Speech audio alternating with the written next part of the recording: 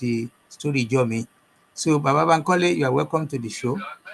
Then plus that, we want to get started, but I want to suggest maybe let's get started now, or we give 2 or 3 more minutes to see if we can get more people to join us.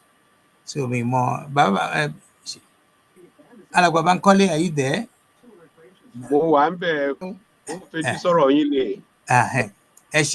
So, and then I also have the pleasure to be welcoming, having Olori Modupeola Likpede. She has been on this show many times, and she has also been a guest speaker. So tonight she's going to join us also to talk about the role of women in the resistance against the colonialists. Some of us know this story, know that about it. But again, like I said, let me just bring a small intro into it.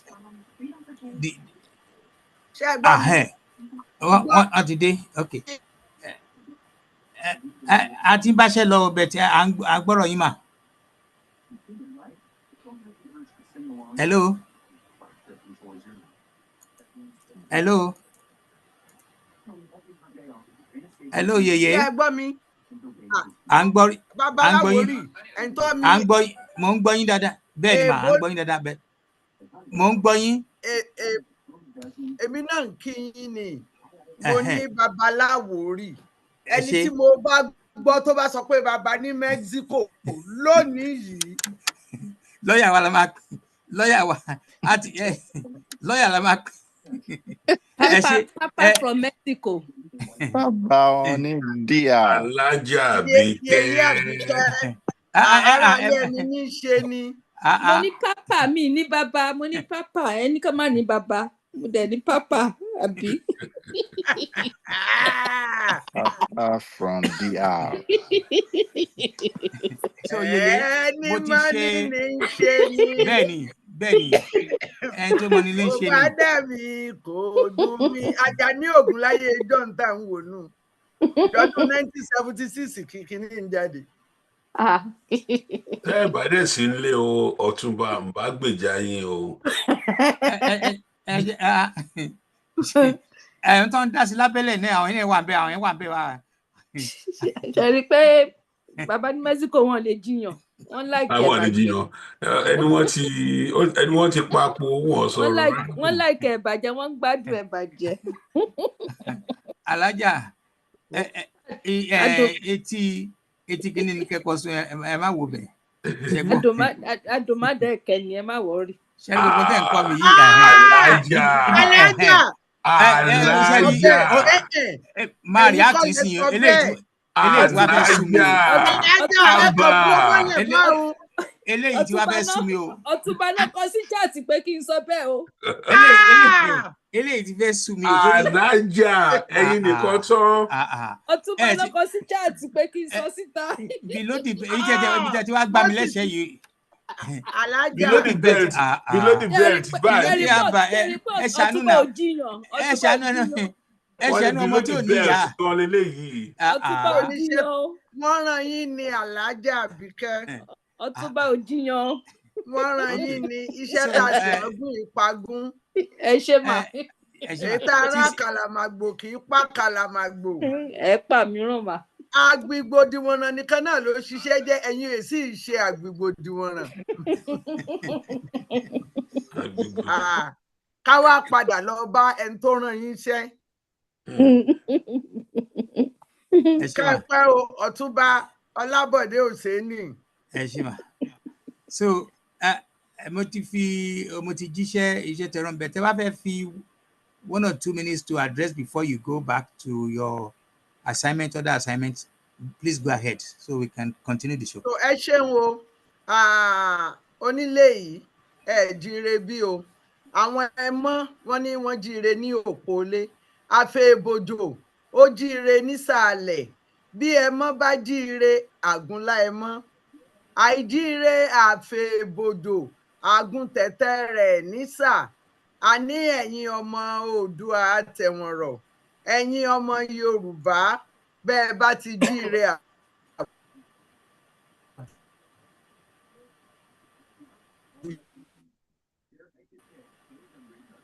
ó dà pé network yín.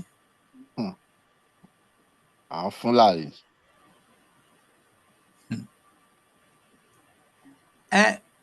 Mo jẹ́ gbọ́ pọ́n níyàn fún àwọn Fúlàní kan 300 péré náà fún wọn ní visa Amẹ́ríkà wọ́n lọ sí Maryland kankan ní kọ́kọ́ wà ń bẹ̀ náà fọ ìwádìí. tó àbí wọ́n mo rò pé wọ́n wá pàdé àwọn tá a jọ ń lọ sí Burkina Faso àti níbi tá a ti pàdé Ọ̀túnba ni ó líìdì wa lọ. ìjẹgbé fún mi bẹ́tẹ̀ ó le ju ti Mexico lọ o ó le ju ti.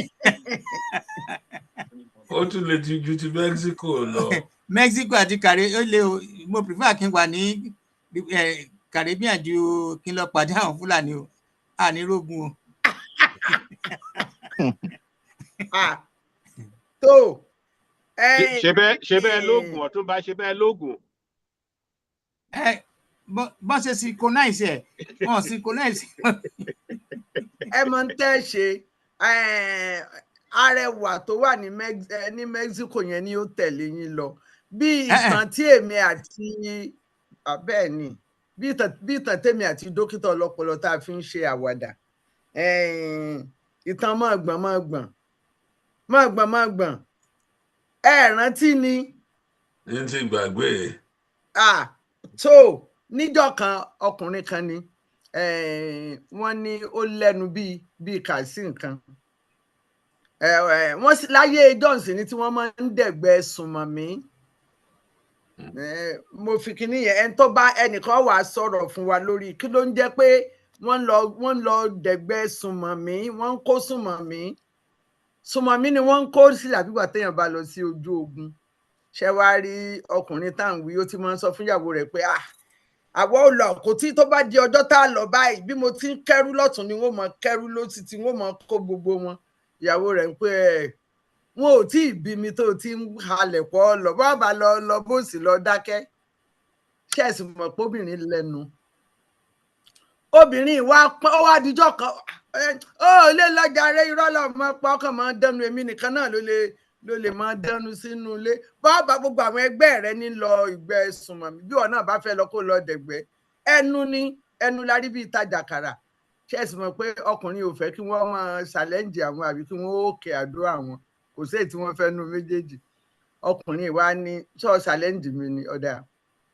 òkè àdó ni wọ́n gbà yọ sí ọ ọkùnrin wa jáde ṣùgbọ́n kó tó jáde ó wo bàbá rẹ̀ ti kú ológun sí ni bàbá rẹ̀ ṣùgbọ́n kò farabalẹ̀ kò mọ bí wọ́n ti ń lo àwọn oògùn ó wá kó gbogbo oògùn ó kó sára ó kó sórí ó kó sọ́run orí òun lọ ló bá jáde ṣẹ́rí bó ṣe jáde ìyàwó rẹ̀ ní ọkùnrin tó jáde gbogbo àwọn oògùn tó kó rọra kò mọ̀ ọ́n lò ó mo sì mọ̀ pé torí pé mo halẹ̀ mọ́ torí pé mo fi ṣe ẹ̀yẹ ló fi lọ kó láyà o ẹ̀jẹ̀ mọ̀ tẹ̀lé torí pé tí nǹkan bá ṣẹlẹ̀ ní ìsìnkí mọ́ bá dára mi lẹ́bi pé èmi ni mo fa sábàbí ló bá lọ bí ọkùnrin ti ń lọ wájú bẹ́ẹ̀ ni ìyàwó rẹ̀ rọra ń tẹ̀lé ṣẹ́rí ńgbà tí wọ́n dé àárín ogun àwọn onísùnmọ̀mí yẹn tó yẹ kí ọkùnrin ó fa oògùn yọ tàbí kó fa àdá yọ kó bẹ̀rẹ̀ sí ní jà ǹjẹ́ mọ́ tó ń ṣe ọkàn ń gbọ̀n níbi ewé ojú omi dé ń gbọ̀n báyìí ìyàwó rẹ̀ ní má gbọ̀n já ó ṣàǹgbọ̀n ńgbò ya obìnrin tó jọ mí bíi kàásì nǹkan ó kàn bọ́ síwájú pẹrẹpẹ ní pẹ̀lú àwọn onísùnmọ̀mí àwọn ó ní olówó orí mi máa gbọ̀n bó ti ń gbọ̀nù tó fi ń pogún bó ti ń gbọ̀nù tó fi ń pọgbọ̀n tó ṣe ń gbọ̀nù nígbà táwọn jagunjagun yòókù gbọ́ wọn ní ọkùnrin tí ń gbọ̀n bí ewé kìíní tíyàwó rẹ̀ sì ní bó ṣe ń gbọ̀n tó fi ń pogún ìgbà ẹ̀yìn orí yẹn ó dìlú o bó ṣe ń gbogbo wọn ṣe fèrè génu nígbà wọn wá lọ tán àwọn mr onígbígbọ̀n wọn sì ń gbọ̀n wọn ń gbọ̀n ìyàwó ẹ̀ ni wọ́n ti lọ bí ẹ̀gbọ́n mọ̀jẹ́ lọ lé wọ́n ti lọ tèmi bá táyé wa obìnrin ni wọ́n ṣe torí ọpọlọ tí ń bẹ lórí obìnrin Wallahi. Fún wa ńgbà tó bá yá. Wallahi, we are just too great. So unique people tí ẹ Ọlọ́run jẹ́ káwọn àgbààgbà response sí anecdote yẹn. Bàbá Oyèfúnlẹ̀, kí lẹ rí sọ sí tí story tó yẹn? bá ti di pé lóbìnrin lọ́pọlọ. tó bá ti di pé kí respond sí màá yield fún bàbá Adébóyè. Ẹ jọ̀ọ́ ẹ sọ̀rọ̀ bàbá Adébóyè. Ṣé bàbá Adébóyè ò ní bàbá Adébóyè o? Bàbá náà ti dé. Wọ́n wà níbi kan bẹ̀ yẹn. Àwọn Bàbá wà. tó àbádẹ́ sí ń bẹ̀ bàbá Bánkọ́lé ló máa respond sí. Bàbá Bánkọ́lé wọ́n ní sọpọlọ tí ń bẹ lórí obìnrin lọkùnrin fi ń gbọ̀n bí ewé ojú omi. Kò sí rọ́ńbẹ́ o. Ẹ̀yin ló kàn. Wow. Àwa ló kàn. Kò sí rọ́ńbẹ́ o. Ẹ̀yin ló kàn. Ẹ̀yin obìnrin ló kàn. Ẹ̀yin lálágbára. No controversy. Fún yín. A ti gbàgbára wọ̀ yín. A ti fi òjé bolóṣà lọ́wọ́. Ẹ̀yin lẹ gbé agbára. Ara tí máa ń yà mí lẹ́nu pọ̀ ọ̀rọ̀ ọkùnrin nu. Ẹ ti gbé agbára wọ̀ wá. Ṣálẹ̀ dákọ̀ wa kẹ́ ẹ má dákọ̀ yín sí. Tẹ́ ẹ bá tí ì ṣe gbọ́ba níyì, ẹ tí ì lè lọ. Ẹ ti rò pé ntóbìnrin bá ń ṣe ọpẹ́lọpẹ́ ọkùnrin. Correct. For each other, yes. Wọ́n ní lẹ́yìn ọkùnrin alágbára akíkanjú, obìnrin akíkanjú wà lẹ́yìn ẹ̀. Àbẹ́ ẹ̀kọ́ ni àwọn olóyìnbó ṣe ń sọ. Bẹ́ẹ̀ ni o kẹ́pẹ́ ẹ̀rí yẹn sọ àfihàn. Ẹ dẹ̀ mọ̀ pọ́kùnrin lójú àánú, yẹ mọ̀ pé ojú àánú ta nílẹ̀ la fi agree pé kán dá ẹ tó máa support wa, àwa náà kọ́kọ́ dá so ìyẹn náà lè take away from ọkùnrin. Tí wọ́n bá wá ní àwa ni Akẹ́hìndé gbẹ̀gbọ́n ńkọ́ ta ló fẹ́ mú wa sí? Ìyẹn máa wà subject to approval. Òjòrò nìyẹn. Akẹ́hìndé gbẹ̀gbọ́n àwọn ṣáájú táwọn yọ. So ṣé kí a ṣì ní sùúrù díẹ̀ àbí ká bẹ̀rẹ̀ sí invite àwọn guest speakers wa kán bẹ̀rẹ̀ sọ̀rọ̀? Olórí mi ìmọ̀ bó lórí ti wọlé. Mo ní àtúnṣe kan tí mo fẹ́ ṣe. Ẹ dákun ẹjọ́ yín kọ́. Èmi tí mi ò tètè sọ̀rọ̀ ni Ọ̀túnba olórí wọn ò ní wà pẹ̀lú wa lónìí. Okay. Ẹnìkan nínú àna wọn tó jẹ́ ìyàwó ẹ̀gbọ́n wọn gangan wọ́n filẹ̀ ṣaṣọbúra ní ìjẹta. Òní náà ni ìyáàfin Olúwatóyìn Oyèwálé tí wọ́n jẹ́ àgbà matron kí wọ́n tó fẹ̀yìntì ní Ìlọrin. Àwọn ni ìyàwó alàgbà Oyètúnjí Oyèwálé. Mo mọ alàgbà Oyètúnjí Oyèwálé dáadáa. Àjọṣe ṣàwáwù ní nílé akéde lóríta Basọ̀run nígbà tá à ń ṣiṣẹ́ ìròyìn. Ìyàwó wọn ló kú. Ẹ̀gbọ́n ni àwọn náà dẹ̀ jẹ́ fún olórí. Àdúrà wa ni pé kí Ẹlẹ́dàá kó tu gbogbo ẹbí wọn nínú. Lórúkọ Yorùbá Gbòde, mo kí wọn. Bá wa foríjì wọn. Àmín. Ọlọ́run ò ní ṣe ní tẹ̀lé. Ikú olódì ẹ̀tọ́ abara dúdú họ́họ́. Kò sẹ́ni tí ò ní kú tó kó bàbá rẹ̀ ò ní dìgbòrò. Ẹni táǹkù àmọ́ bá ti pe ikú torí pé kò sẹ́ni tí ò lè pa. Wọ́n ń gbà tí Fájuyì kú, orin tí wọ́n fi ìlú kọrin gbà yẹn, kò sẹ́ni tí ò ní san gbèsè ní kú. Ọmọ Fájuyì gbèsè ní kú fún gbogbo wa. Aláìníkan ṣe ní kú. Ǹjẹ́ mọ́jọ́ tó ti tẹ́ lọ́wọ́ mi? Ǹjọ́ tó ti pa ìyá mi? Iye oníyà tó jókòó jẹ́ẹ́jẹ́. Yàrá kò tí pé 120 o, ké pé 110 kan. Ó sì lọ pa. Ṣé ẹni pálábùkù ní kú? Ọmọ àlè ní kú ikú ọ̀mẹ nìkan. Bàbá ti dé. Ẹ káàbọ̀ sà. Ẹ káàbọ̀ sórí ètò. Tèmi ò pọ̀ níbẹ̀. Ọ̀túnba Ashim Ọlábọ̀dé Òsèní àwọn ni wọ́n ní ètí ó pọ̀. Ṣùgbọ́n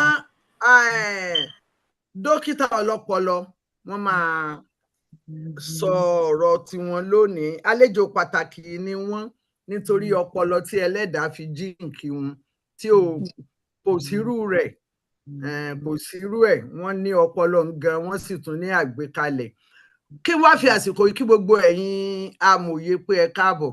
Màá kọ́kọ́ kí Ọ̀túnba Hashim Ọlábọ̀dé Òsénì, Adélé Olóòtú, mo kí yín sà, kẹpẹ́ kẹgbó kẹtọ́, bí Ìjẹ̀ṣà yín á yùn lẹ́nu rẹ láṣẹ Elédùmarè. Mo kọ́ Ìjẹ̀ṣà, bàbá Ògèdèǹgbé ló kọ́ mi Ìjẹ̀ṣà kan ṣoṣo tí mò ń sọ wọn, mo yá ń tọ́jú rẹ̀ kó má bàa sọnù. Mo kí yín pé ẹ káàbọ̀. Mo tún kí mo kí dókítà ọlọ́pọlọ bàbá Abíyì Oyèfúlẹ̀, ẹ káàbọ̀ sórí ètò yìí. Ẹ ṣeun olóòtú. So bákan náà mo kí bàbá Bánkọ́lé Thomas Oyètúndé, bàbá wa l'Ógbómọ̀ṣọ́ níbi tá a gbé ń jẹ kàkà tó wá mú kọ yangan. Ògbómọ̀ṣọ́ ajílété, Ògbómọ̀ṣọ́ ọmọ afògbójà. Bàbá ẹnjiníà àgbà, mo kí yín, ẹ kú ìdẹjọ, ẹ kú bẹ̀rẹ̀ tòní, ànífẹ́ lòmí ìṣe yín láṣẹ Elédùwà. Àmì ò, ẹ ṣé o. Ní àṣẹ. A kú ìsinmi òní. Bákan náà mo kí bàbá wa, bàbá amòye Yorùbá Gbòde. Àní fi ẹlòmíì ṣe yín, ọpọlọ yín pé bá a bá sì rí tàgìrì lọ́rọ̀ yín, awọ òkúkú lè wu. A dúpẹ́ wípé pírí lolongo jí. Ẹ dákun bàbá, ẹ fún èmi náà ní nǹkan tí ẹ ń lò tẹ́ fi yọǹgì. Bó bá ṣe pógì ni o, kémi náà yá mọ́ ògì kí lè bá a mọ́ yọǹgì. Bàbá amòye dókítà ọ̀jọ̀gbọ́n Adéníran Adébóyè, bàbá ẹ káàbọ̀ sórí ètò Yorùbá Gbòde lónìí. Ṣé ẹ kú iṣẹ́ olóòtú, ẹ kú iṣẹ́ rẹ̀bìrìbì tẹ́ ẹ ti ń ṣe láti ẹgbẹ́ ọdún mélòó tán. Ọlọ́run ó san ẹ̀san rere fún yín. Àṣẹ o. Tó a kí gbogbo àwọn amòye àti gbogbo wa bá a ṣe ń padà wá lọ́sọ̀ọ̀sẹ̀ tí à ń fọ̀rọ̀ jomitoro lórí ìlọsíwájú ilẹ̀ wa. Kí Ọlọ́run nínú àánú rẹ̀ kó fún wa ṣe. Káàbọ̀. Ẹ káàbọ̀, ẹ ṣeun. Tó mo sọ, mo ní ètò pọ̀ jù ń bẹ lónìí. Ọ̀túnba ni wọ́n ṣe, ẹ̀yà jẹ́ ń ṣe tèmi kí n máa bá tèmi lọ. Tó ohun tí a sọ̀rọ̀ lé lórí lónìí méjì ni. A wá yọ ìkan kúrò ń bẹ, ó kù kan, a tún wá fi ìkan kún. Ó tún wá di méjì padà. Ẹ ṣeun bàbá oníṣirò, yóò dá fún yín tí ó pọ̀.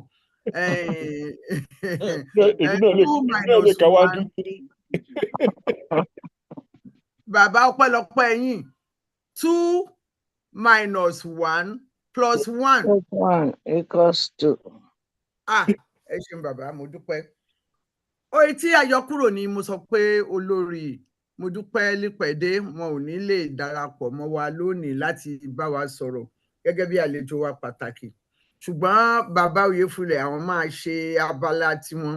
Ètí àwa fi dípò rẹ̀ ní tó ń lọ ní Burkina Faso, ìyẹn ni a fi dípò rẹ̀. Ṣùgbọ́n ìyẹn di ẹ̀yìn ìgbà tí màá fà lé Ọ̀túnba lọ́wọ́ lẹ́yìn ìgbà tí bàbá Oyèfúlẹ̀ tí wọ́n bá wa sọ̀rọ̀. Ní ìjẹjọ a sọ̀rọ̀ nípa ìjọba amúnisìn ilẹ̀ Gẹ̀ẹ́sì. Ìjọba amúnisìn ilẹ̀ Gẹ̀ẹ́sì náà ni wọ́n ti wá. Ọrọ̀ ajé tí wọ́n jẹ ni wọ́n ń wá kiri, tí wọ́n fi wá sí ilẹ̀ wa. Nígbà tí ó yá ní ọdún 18 kìíní kan, èmi ti gbàgbé oje, ọdún 18 kìíní kan ni wọ́n ṣe ìpàdé kan ní Berlin. Gbogbo àwọn alágbára ayé pátá wọ́n bá pàdé ní Berlin. Kẹ́sì mọ́ wẹ́ níbí wọn, orí adúláwọ̀ nípàdé wọn dálé lórí. Wọ́n bá ní pẹ́pẹ́sẹ́ o, àwọn fẹ́ wá sí ilẹ̀ adúláwọ̀, àwọn ń wá nǹkan tí ò sọnù káàkiri ní ilẹ̀ adúláwọ̀. àwọn fẹ́ ràn wọ́n lọ́wọ́ àwọn fẹ́ wá ọ̀nà tó fi jẹ́ wípé múṣemúṣe wọn ó fi dá múṣemúṣe àwọn fẹ́ wá ọ̀nà tó jẹ́ wípé wọn ó fi mọ Ọlọ́run níbo lọ́lọ́run gangan wà tí ìbá ṣẹlẹ̀ adúláwọ̀ Ilé Ifẹ̀ ni. ẹ ṣeun òde wọ́n ṣàtò gbogbo ẹ̀ ṣùgbọ́n àwọn èèyàn mọ tí wọ́n ń wá bọ̀ kí ni wọ́n ń wá bọ̀ góòlù ohun àlùmọ́ọ́nì oríṣiríṣi tí ń bẹ nílẹ̀ wa ó ní àwọn ọlọ́tẹ̀ ó ní wọ́n fẹ́ẹ́ fẹjú mọ́ kèsì ṣe pé wọ́n lágbára o ṣùgbọ́n bí bàbá tí mọ bí bàbá Mòye tí mọ wí ẹni tó bá mú bọn lọ òun lọkọ gbogbo wa nígbà tí ó sì jẹ́ pé ìbọn ń bẹ lọ́wọ́ wọn ọwọ́ wọn náà tún ní èkú ìdá wà kí wọ́n la fẹ́ ṣe nígbà tí wọ́n dé wọ́n da gbogbo ẹ̀rú wọ́n ṣe báṣabàṣa bí orúkọ ẹnìkan kò sí nǹkan tí wọn ò ṣe tán wọ́n wá ní pẹ́pẹ́sẹ́ àwọn fẹ́ ṣe ire oko àwa ti ní ire oko tá à ń jẹ tá à ń mu tá à ń tà láàrin ara wa wọ́n ní àwọn fẹ́ fún wa lọ́wọ́ cash crops àwọn nǹkan tí ọmọ mú owó wá wọ́n ṣe ojú ọ̀nà wọ́n ṣe gbogbo irọ́ sì ni àlùwàlá ológbò ṣe bí ọgbọ́n àti kẹran jẹ ni Ọlọ́run ló mú àwọn kìnnì burúkú wọ́n ṣe oríṣiríṣi kò sí nǹkan tí wọn ò ṣe tán nílẹ̀ wa wọ́n ní àwọn fẹ́ mú ẹ̀sìn ìgbàgbọ́ wá ká lè mọ Ọlọ́run ká lè bá a mọ̀ ṣe dáadáa lẹ́yìn tó jẹ́ pé 1,400 irúnmọlẹ̀ níbẹ̀ nílẹ̀ Yorùbá níbo lẹ fi Ṣàngó sí àràbọwọ́ ọjà lálá ẹbọra fíláyà bí àkàlà níbo lẹ fi Ògún sí Ògún onírè ọkọ Ọya Ògún ló kọ́kọ́ fẹ́ Ọya bẹ́ẹ̀ ni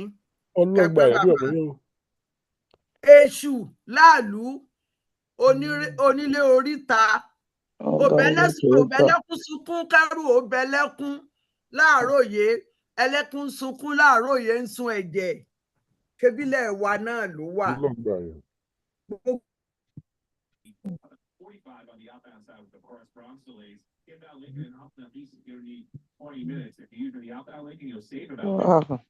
For a crash on the eastbound side of 280 over East Orange Parkway. That's going to slow you down in New Jersey. And then the outbound one from Maine down would be 5-borough bike tour. Almost over across to Arizona on the lower level. What happened? Where's you?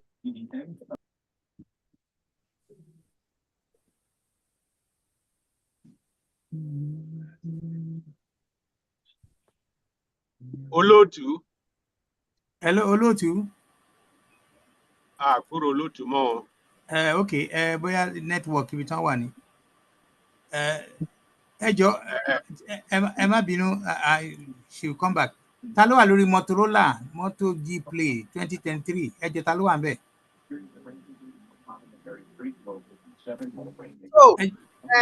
Olóòtú.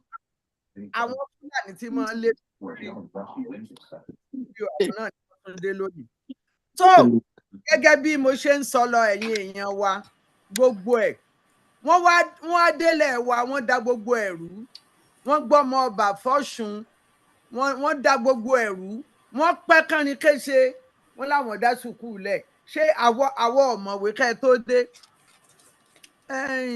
rabaraba kì í sí ìbánilágbàlagbà tá a bá gbá ojú pa ọ̀tún pa òsì bójú ọ̀hún ò bá fọ́ rabaraba ni ó dà a ti di rabaraba nílẹ̀ Nàìjíríà Ọ̀túnba ó dọwọ́ yín mo fà lé yín lọ́wọ́ o. Olóòtú. Ẹ jọ̀ọ́ kẹ́ tó lọ ẹ sọ wípé Ṣàngó pé Ògún ló kọ́kọ́ fẹ́ Ọya. Bẹ́ẹ̀ ni ẹ jọ̀ọ́ ṣẹlẹ̀ èmi ò gbọ́ yẹn rí o ẹ má bínú. Ògún ló kọ́kọ́ fẹ́ Ọya ìtàn wà ń bẹ̀ tó fi jẹ́ pé Ṣàngó gbà á ṣùgbọ́n èmi gan ò rántí ìtàn yẹn ní ìsìn ẹ fún mi láyè ìdíjọ́ mẹ́jọ kí n ṣèwádìí ṣùgbọ́n Ògún ló kọ́kọ́ fẹ́ Ọya Òrìrì. Ògún mélòó Ògún pọ̀ o. Ògún mélòó. Onírè Ògún alára ni. Ògún alára. Bẹ́ẹ̀ ni. Arámọkọ. Ògún ló kọ́kọ́ fẹ́ Ọya. Kò sí díjà ẹ rí pé àwọn méjèèjì tí wọn ò bára wọn jà. N tó máa ń wù mí nínú ọ̀rọ̀ Yorùbá nù nǹkan tí àwọn mìíràn para wọn sí Yorùbá wọn ò fọwọ́ lé. Ọ̀túnba ẹ gbà lẹ́nu mi kẹ́ sọ dorin orin tẹ́lùkù bá dá lọ́mọ rẹ̀ gbé. Ẹ ṣé mà mo dúpẹ́.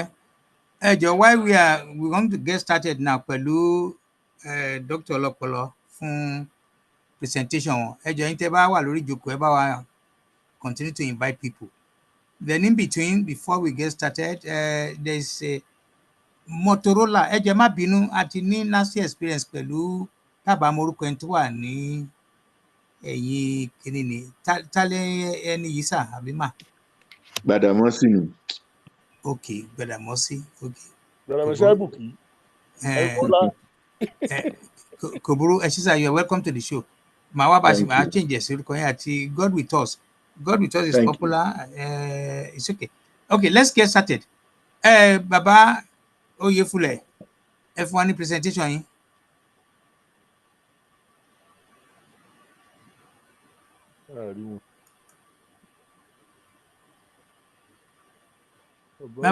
Mi tara yín sà, bàbá Oyèfúlẹ̀. Mo sorry, mo ti. Ẹ má worry, I'm a product ẹ̀ lò. Mo ti rap on. Mo pé mo mute. Irú èmi mo product ẹ̀ lò, ẹ má worry. No, ti Jẹ̀bú kọ́ leléyìí o, gbọ̀ngàn mo ti mú wá o. Ti gbọ̀ngàn empire leléyìí o. Ẹ continue sir. Anyway, ẹ ṣeun gan. A máa sọ̀rọ̀ nípa colonial issue àti àwọn nǹkan tó ṣẹlẹ̀ sí wa as a result of colonialism. Effects of colonialism a lè pín sí ọ̀nà tó pọ̀.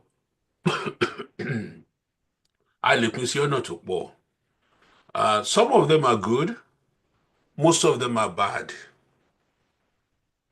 Ṣẹ́rí, initially ìgbà tí àwọn òyìnbó dé gẹ́gẹ́ bí olóòtú ti sọ kan tó lọ ní 1884, 5, 6 depending on nǹkan tó ṣẹlẹ̀ in any of those times tí Berlin Conference hold. They thought the idea of holding the Berlin Conference, the holding of the conference itself, and the implementation of the nǹkan tó ṣẹlẹ̀ ní conference yẹn, so 1884, 5, 6. Wọ́n ní pé kọ́ pín Africa oríṣiríṣi sí kí each European power kan take hold of one. Ẹ má gbàgbé o, all this decision to partition Africa, wọn ò béèrè permission lọ́wọ́ àwọn tó ń gbé l'Africa o, wọn ò béèrè permission lọ́wọ́ àwọn tó ní ilẹ̀ o. Ṣé around that time the concept ni pé the black man is 3/5 of a man was still part of their thinking. In other words, your child, your 6-year-old child nínú ilé, you can go to their room to help them clean up the room without getting their permission. Ó kàn lè jẹ́ kó mọ̀ pé òun lọ mo máa wọlé máa kanlẹ̀kùn. Mo fẹ́ wọlé, mo fẹ́ wá báyìí tú yàrá ẹ̀ ṣe. Irú ìyẹn èèyàn lè ṣe fún ọmọ ọdún 6, but ó máa ṣòro láti ṣe fún 26-year-old child tó ń gbé nílé wa. Àṣì kọ́kọ́ jẹ́ kó mọ̀ ọ̀nà pé mo ń bọ̀ abẹ́ tú yàrá ẹ̀ ṣe wà okay with it. Nǹkan tí èèyàn ṣe fún àgbàlagbà nìyẹn. Àìgbà permission lọ́wọ́ wọn, àìkà wọn kún. Okay, ẹ ṣeun. Àìkà wọn kún, àìkà èèyàn kún ní nǹkan tí àwọn wá ṣe fún wa. They just came to our land, divided the land. Okay, whether you like it or not, we are going to civilize you. So, on the paper, nínú paper àtọkọ, to civilize a savage, there's nothing wrong with that. Except ni pé àwọn tó fẹ́ lọ civilize yìí, the civilization bringer, they are more primitive than the people to first civilize. The only thing to go ni over the people they wanted to civilize ni pé wọ́n níbọn. And by the thing gbọ́ lórí Yoruba Gbode many times, the one single man with a gun is the majority. So nǹkan tó ń ṣe fún wa nìyẹn. Wọ́n wá jí ilẹ̀ wa ni wọ́n wá civilize wa. So many damages wà tó ṣẹlẹ̀ sí wa. The first one is loss of sovereignty. Our sovereign state become non-existent. Ìgbà tó wá s'Èkó ní 1861, wọ́n gba sovereignty right from àwọn tó wà ńbẹ̀, àwọn ọba Èkó. Ọba Èkó had to report to their colonial our district officers. Nígbà yẹn wọ́n kàn bí n pé Èkó nìkan náà ni wọ́n pè governor or whatever name tó pè ṣá, but Ọba Èkó has to report to that man. In 1861, ìgbà tó wọ 1892, ogun Ìmàgbọ́n níjẹ̀bú, tó defeat Ìjẹ̀bú, even though Ìjẹ̀bú náà wọ́n dáadáa, kó tó lọ gbé Gatling gun wọn wá, Maxim gun tó fi defeat Ìjẹ̀bú. Once the Ìjẹ̀bús were defeated, district officer tó appoint síbẹ̀ ló di ọ̀gá fún Àwùjalẹ̀. 2 years later, ní 1894, November 1894, wọ́n gbé ogun ti Aláàfin Ọ̀yọ́. Wọ́n ní Aláàfin dá sẹ̀ríà fún èèyàn kan tó ṣẹ̀ pé àwọn ti sign paper pẹ̀lú ẹ̀ pé irú kíní yẹn kò yẹ kó dá irú sẹ̀ríà yẹn fún. Aláàfin ní pé ilẹ̀ mi. Dákun, ó dàbí ẹni pé nǹkan kan ń ṣe ọ́díò dókítà ọlọ́pọlọ, ó ń ṣe àbẹ́mi nìkan àbọ̀dọ̀ tèmi nìkan ló ti rí bẹ́ẹ̀ ni. Ó dà pọ́dọ̀ yín ni o, à ń gbọ́ wọn dáadáa báyìí. Sọ́dọ̀ mi nìkan ló ti rí bẹ́ẹ̀. Bẹ́ẹ̀ ni, èmi gbọ́, à ń gbọ́ wọn, ọ̀dọ̀ yín ni. À ń gbọ́ wọn, ẹ jọ̀ọ́, à ń gbádùn wọn papọ̀. Ó dà ó dà. Okay, ẹ ṣeun. So continue. Okay, will do. So ṣé àwọn by 1894 ní November tí Aláàfin ti sign accord pẹ̀lú wọn ní 1888. Accord yẹn Aláàfin ò dẹ̀ lè kọ̀wé, kò lè kàwé, ó kàn fi ọwọ́ sí ni, kò mọ nǹkan tó ń sign. Ìgbà tó di 1894 tí Aláàfin dá sẹ̀ríà fún one of his own citizens, one of his own subjects, Captain Bauer lórúkọ máa yẹn, ó wá pé ó ṣe máa dá sẹ̀ríà fún. Mo fẹ́ kí Aláàfin wá sí Ìbàdàn kó wá apologize fún òun pé òun dá sẹ̀ríà fún ọ ṣùgbọ́n kò yẹ kó òun dá sẹ̀ríà fún ọ. So ìwọ district officer, mo bẹ̀ ẹ́ má bínú sí mi. Wọ́n dẹ̀ ní pé tó bá ti wá ṣìyẹn Ìbàdàn kó kó àwọn ẹmẹ̀wà ẹ̀ méjì tí Aláàfin rán pé kán dá sẹ̀ríà yẹn, pé kó wá kí òun Captain Bauer pé kó òun wá punish wọn fúnra òun, just to láti teach àwọn ẹlòmíì lọ́gbọ́n pé àwọn yòókù lọ́gbọ́n pé ní new age tẹ́ wá yìí o, ẹ lè máa dá nìkan ṣe nǹkan kan, because you are now the Aláàfin is a vassal of the British Empire. So ó wá dógún November, wọ́n shoot Aláàfin ní orúnkún, because Aláàfin ló lead ogun yẹn. So after that wọ́n settle, Aláàfin ò dọ̀bálẹ̀ o, wọ́n settle. So from that point, after the resolution of that November 1894 conflict, Aláàfin became a full vassal of Britain. So loss of sovereignty ó ṣì ń bá wa jà títí di èní. I'll give you an example of that. Àwọn kan á ní pé gbogbo nǹkan tó ń ṣe wá lẹ̀ Yorùbá àwọn ọba wa ló kọ̀ ọ̀sẹ̀ Ìrọ̀bù. táwọn ọba wa bá dúró tó bá sọ̀rọ̀ kìnnìkan máa ń sọ fún wọn pé ẹ máa mọ nǹkan tẹ́ ẹ̀ ń sọ àwọn ọba wa wọ́n ti gba sovereignty lọ́wọ́ wọn Ọjọ́ ti pẹ́. ọjọ́ ti pẹ́ gbogbo ìgbà tí Aláàfin who was recognized as the paramount chief, paramount king of the Yorubas. Wọn ti mọ̀ nípa Ifẹ̀ o, ńgbà yẹn wọn ti mọ̀ pé Ifẹ̀ ni Yorùbá gbogbo Yorùbá ń claim as their source. But Aláàfin yẹn bí wọ́n ti recognize Aláàfin as a military ruler pé ó ní military might, ó dẹ̀ ti ní empire to extend all the way to Togo and Ghana. Wọ́n mọ̀ yẹn. So àwọn ti feel ni pé táwọn bá ti subdue Aláàfin bẹ́ẹ̀ yẹn àwọn ti subdue gbogbo Yorùbá land. Irọ́ dẹ̀ ni àwọn èèyàn that's what people thought and that's what the Britishers thought.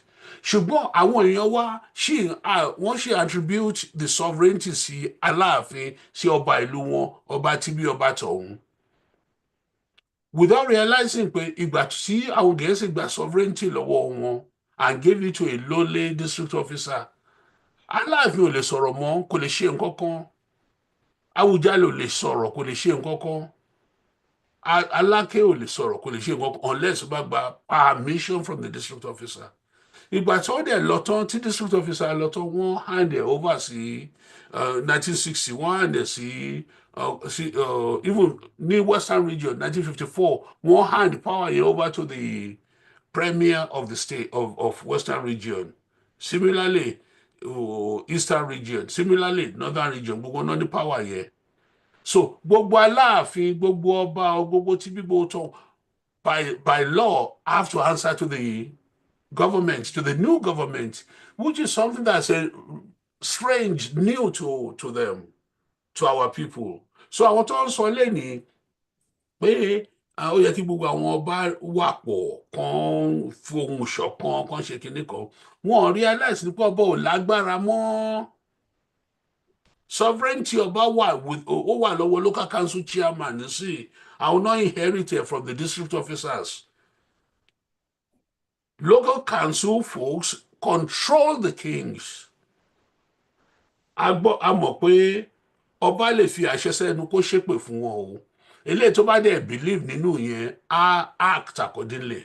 Bẹ́ẹ̀ eléyìí tí ó believe nínú àṣẹ nínú pé ọba lágbára ńkọ́. So kò sí ọba ọ̀kan lè get up, come meet together, come restore Yoruba land back. It's not possible unless the constitution by change. Ká ní recognized role for the kings. So lára pé a ti lose sovereignty wà nìyẹn and we will have to understand that.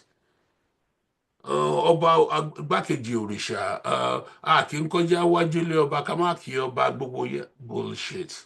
Ó lè kọjá wájú ilé ọba lẹ́nu láì kí ọba náà unless ó bá fẹ́ act as ọmọlúwàbí. But there's no constitution to do gbọ́dọ̀ kí ọba. So we must understand that as part of the things that you lose. Of course, the imposition of the direct rule was another thing that as part of this, loss of sovereignty, political impact of this craziness I find that I were in as a result of colonialism. You see, indirect rule, more prevalent in the north, but I know ní díẹ̀ nínú lọ́dọ̀ wa pé kí ọba wà district officer or even governor wà who function through the district officers wà lórí ọba. So you see, the fact ni pé that indirect rule ṣe pé òyìnbó is way out. Not only in everyday activity, but even in living activities. In those days, òyìnbó ń gbé pẹ̀lú wa. European quarters náà máa ń gbé. So that indirect... Okay, deal. Okay, deal. Ẹ ṣeun. Lẹ́kọ̀ọ́, European quarters ní Lápapá. Actually, before I left Lagos in 1970, actually knew because of European quarters. La papa mbe yẹn ni o, ká má lọ sọ Nkoyi. So mo ìṣèrántí pé tó bá jáde Nkoyi after 7 o'clock ìgbà yẹn, ọlọ́pàá máa stop ẹni kí ló wá ń bí, because that was the European quarters. So what separates you from them? They were ruling us indirectly, but not as equals, but as them being up there and we down there.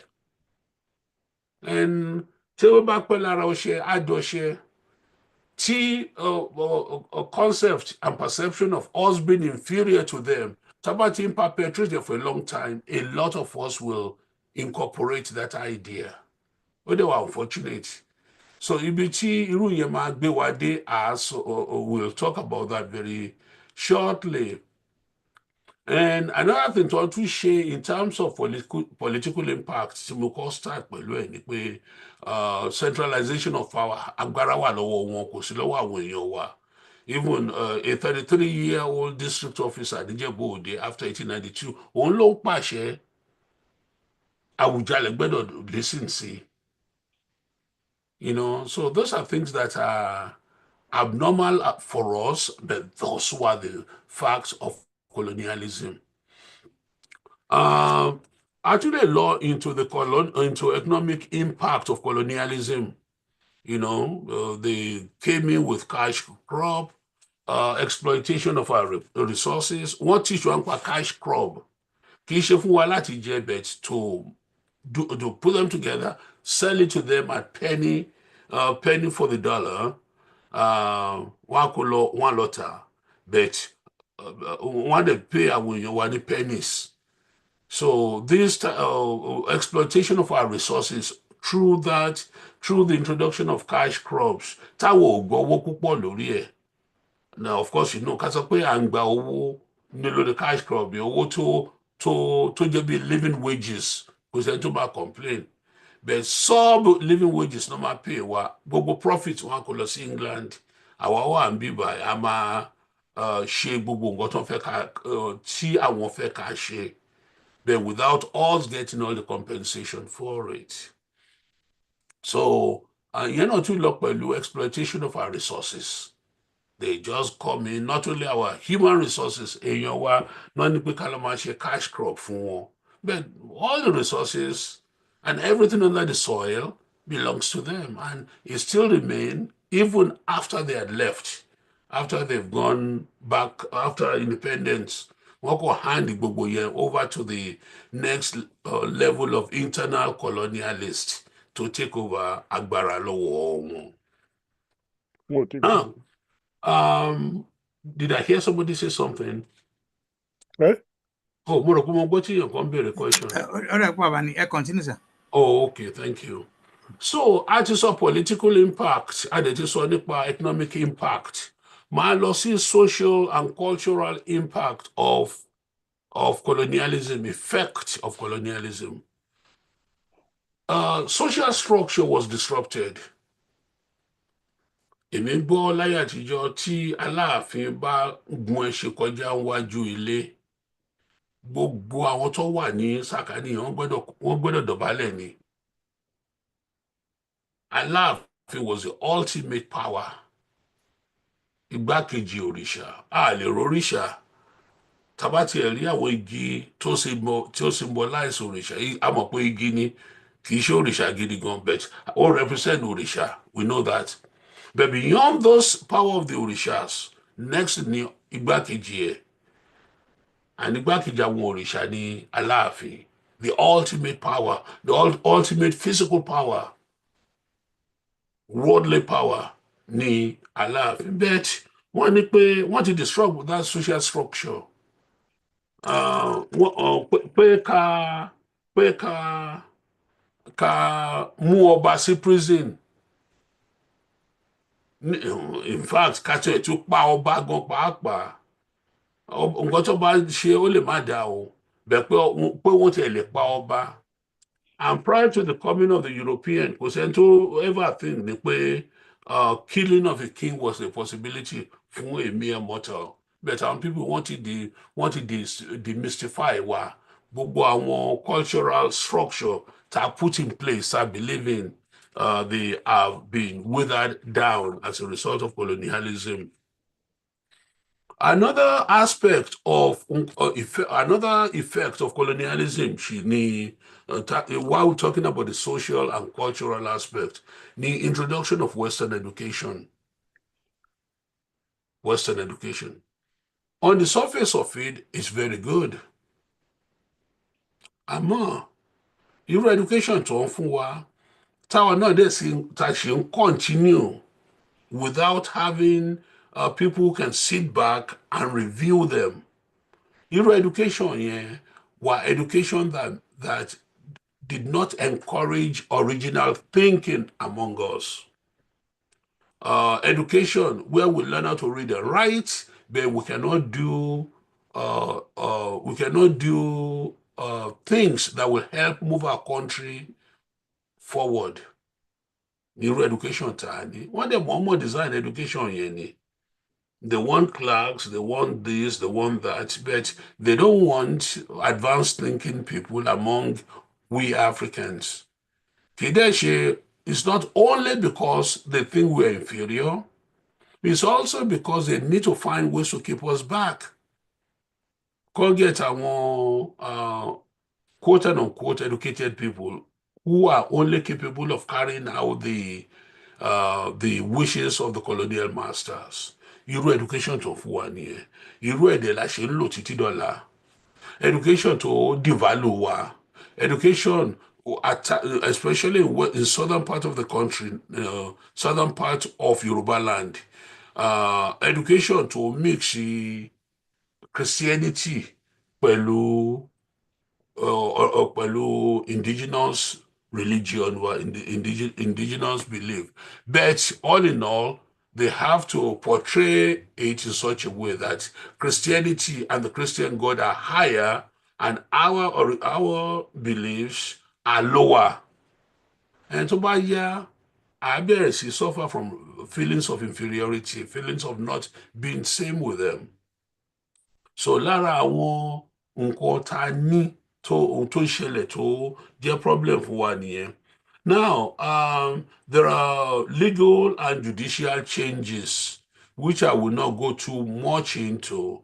Ju ní pé àwọn òfin wa tá ti mọ̀ tẹ́lẹ̀ wọ́n pè ní wọ́n become secondary laws, kí náà ń pè wọ́n náà, traditional. Customary laws. One become customary laws. Thank you very much. That's what I was trying to remember. So they became customary laws. And the customary laws, by definition, have to be inferior to the laws. Just like our religion has to be inferior. Our learning system has to be inferior. Our language. Our language must not even be spoken. Vernaculars must not be spoken in school. So, gbogbo yẹn, the feeling of being inferior to these people, it's gradually grinded into us. To help me, after so many years, we are behaving in an inferior way. It's only recently that when you say right, so you see,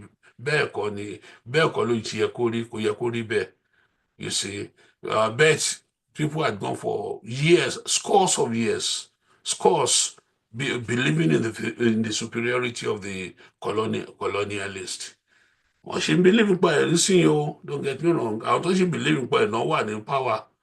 And the colonialists will do all they can to allow those people to be in power, which may be one of the reasons Sophie was strongly against this angel of a boy, Burkina Faso.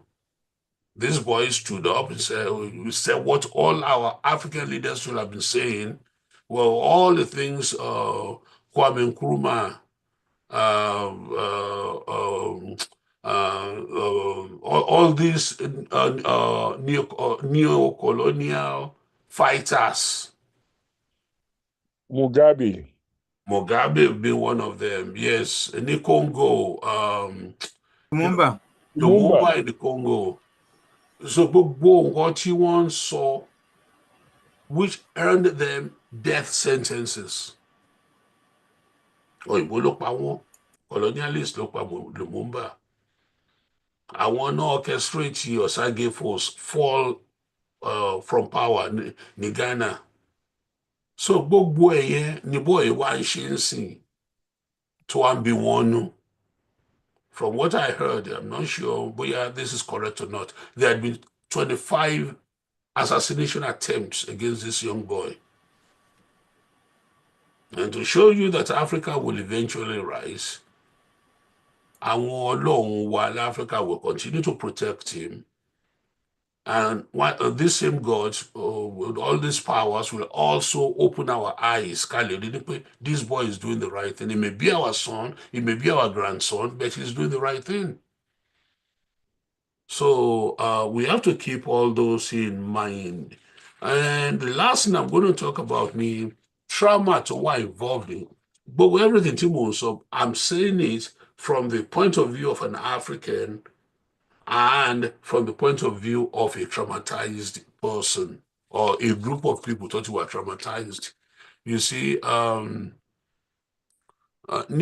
àwọn researchers won't describe trauma, or especially historical trauma, as a collective emotional and psychological injury over the lifespan and also across generations.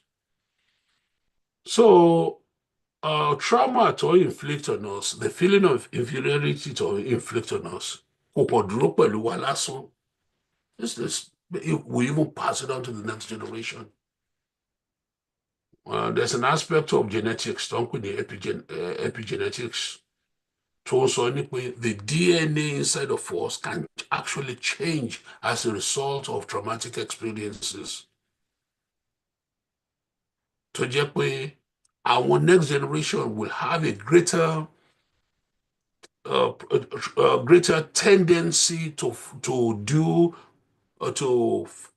suffer from that trauma. In other words, akíkanjú tó subdue lójú ogun, tó traumatize, tó ṣe nǹkan tí kò yẹ kí èèyàn kan ṣe fún èèyàn kejì, tó ṣe fún, and who actually became traumatized. Such a person, according to epigenetic theory, his own DNA, because his DNA will change. Because men produce sperm on a daily basis, and the sperm, the DNA within the cells of the sperm will carry traits to my next generation who are more subservient. Epigenetics is a new branch of science which we really do not have a full understanding of yet. But statistical analysis man show the next generation tend to inherit traits impinged on the original subject, which these traits have been passed on to the next generation. So àárín gbogbo yẹn, and this feeling báwo la ti rí sìn, mi ní pé epigenetics nìkan ló account for what I rí. That's what I'm saying. I'm saying it's a very important part of it. Irú inferiority wo là ń rí as a result of colonization. À ń rí feeling of inferiority, such as the use of foreign names, for instance. I'll tell you that.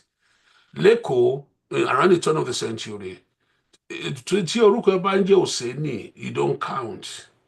Torúkọ ẹ bá ń jẹ́ Oyèfúnlẹ̀, you don't count.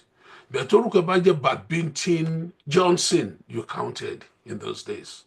So, what happens? Everybody, ẹni tó ń jẹ́ Ṣẹ́gun Òjó, tó bá lọ convert to Christianity, tí Ṣẹ́gun wá á change Ṣẹ́gun Òjó to John Òjó. Àbí kọ́ máa jẹ́ Victor. So tó bá bímọ kò ní fún ọmọ ẹ̀ ní Òjó, John ló máa fún ọmọ ẹ̀, so ọmọ ẹ̀ lè jẹ́ Báyọ̀ John, or worse still ó tún lè jẹ́ Báyọ̀ Johnson, son of John. So of course we remember àmọ́ from history, from àwọn tó ti ẹ̀ sọ̀rọ̀ fún wa pé at the turn of the century a Ṣẹ́gun Johnson had a better chance of getting a job in Lagos than Ṣẹ́gun Òjó. That's what it was.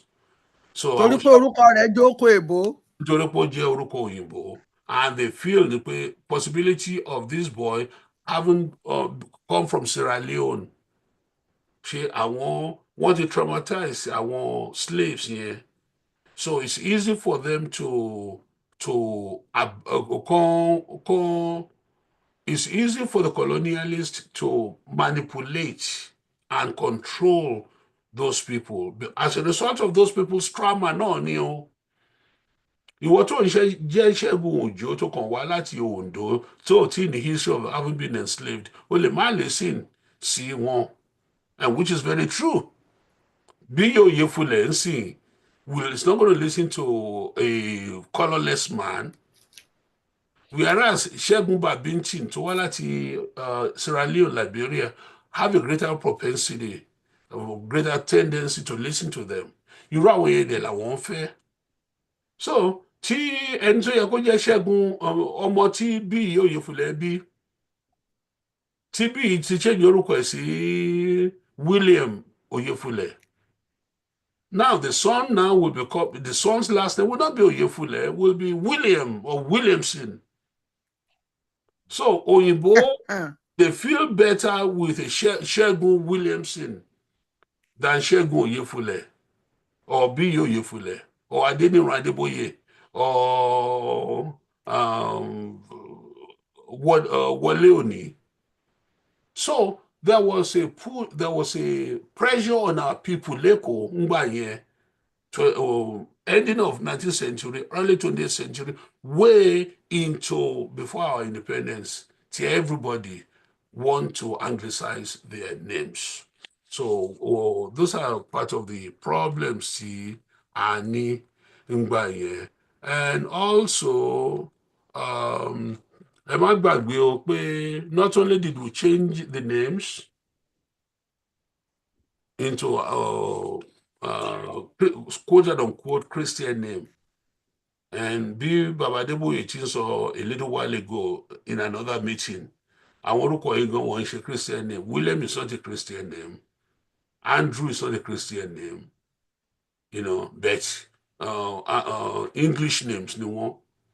So anybody who changes their name into English names are quite acceptable. Ditto the appearance of our people.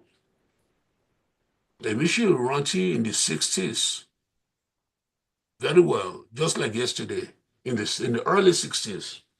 Check class tell me, I want to back pupaju no man move síwájú. With a Ranti boy come by to get in school prefect, as dumb as an ass. Ben to the pupa ye one fish leader for. And whoever wants to be honest with himself, look back into your history, you will see examples of that. Kí ni ẹ wá ṣe? Ó jẹ́ káwọn èèyàn wá máa bẹ̀rẹ̀ sí think ni pé tó bá pupa ó better. The same thing tí àwọn colonialists, àwọn imperialists ti ń kọ́ wọn ní all the American countries tó ní dúdú. If you're white, you're right. If you're brown, hang around. If you're black, get the heck back. Wọ́n gbé wá sọ́dọ̀ wa náà. So different shade. The lighter your shade, the more superior you are. And a lot of people incorporated that into themselves. So key end result here, you see some of these people still bleaching, some of these people and their children and their children still bleaching their skins, feeling the better and better pupa, want it better, want to join you. And why somebody will intentionally expose themselves to carcinogenic agents in the name of wanting to be like a white man is easily explained. These are people whose mind have been controlled And not only have their minds been controlled, they've passed it on either by directly encouraging the children to bleach or indirectly through epigenetics encouraging them to do whatever will make them look like white folks. Irun wa ńkọ́? Wọ́n nípa àwọn irun 1 million naira wà lẹ́kọ̀ọ́, mo ní pé irọ́ ni, but those of you who have been to Lagos who know the culture will know whether it's correct or not. Wọ́n ní pé irun and kì í ṣe àwọn irun tó dẹ̀ jọ irun tiwa o. It has to be like a white man's hair, Indian hair, Ogun, Brazilian, wọ́n máa gbọ́n orí títí bí ẹni pé ọrùn wọn máa kán. But those are signs of having succumbed to the trauma of imperialism. Well, I can go on and on and on and on, talk about genocide, talk about displacement, talk about forced labor, talk about removal of children from parents, talk about the spiritual damage, talk about economic damage, talk about the cultural damage, from now until the next day. But I will stop there and pass the microphone back to Otumba 1. Thank you very much. Otumba second, Canterville, Thank you very much. Baba. I welcome those of you who just joined. We've been discussing matters arising as has happened to us hundreds of years about the colonialism and effect both in political, cultural, and so on and so forth. Yoruba la definition so you have the right. Bondele fún olóòtú Yeye Shola Yusuf. As usual, I'm going to go through the amoyes to react to this presentation, and then from there, question and answer will be welcomed. Please, try to avoid repeating question 10 but if we have any comment 1 minute or two, please do so. So Baba Professor and we've been in it for some time. We also noticed that that's almost exactly what happened. Káti ẹ̀ máa níran pé gbogbo èyí tí Dr. Oyefule sọ, àìníran pé àwọn kan as per yesterday wọ́n sì ń búra nítorí kíni. Many years back mo bèrè kíni tẹ́ ń búra wọ́n nítorí káwọn lè yọ dáadáa nínú picture wọn ẹ̀rín pa mí. But then, and she also will agree that some of what Dr. Oyefule said is the complex that for them to be accepted in society, because they are ready to do anything and everything, you know. So ẹ̀yin ló kàn sá ẹ bá wa react sí nǹkan tí Dr. Oye, then I'll go to Baba Bankole. You have the mic, sir. Ẹ ṣeun olóòtú. Mo dúpẹ́ púpọ̀ lọ́wọ́ Dr. Ọlọ́pọlọ ó kú làákàyè.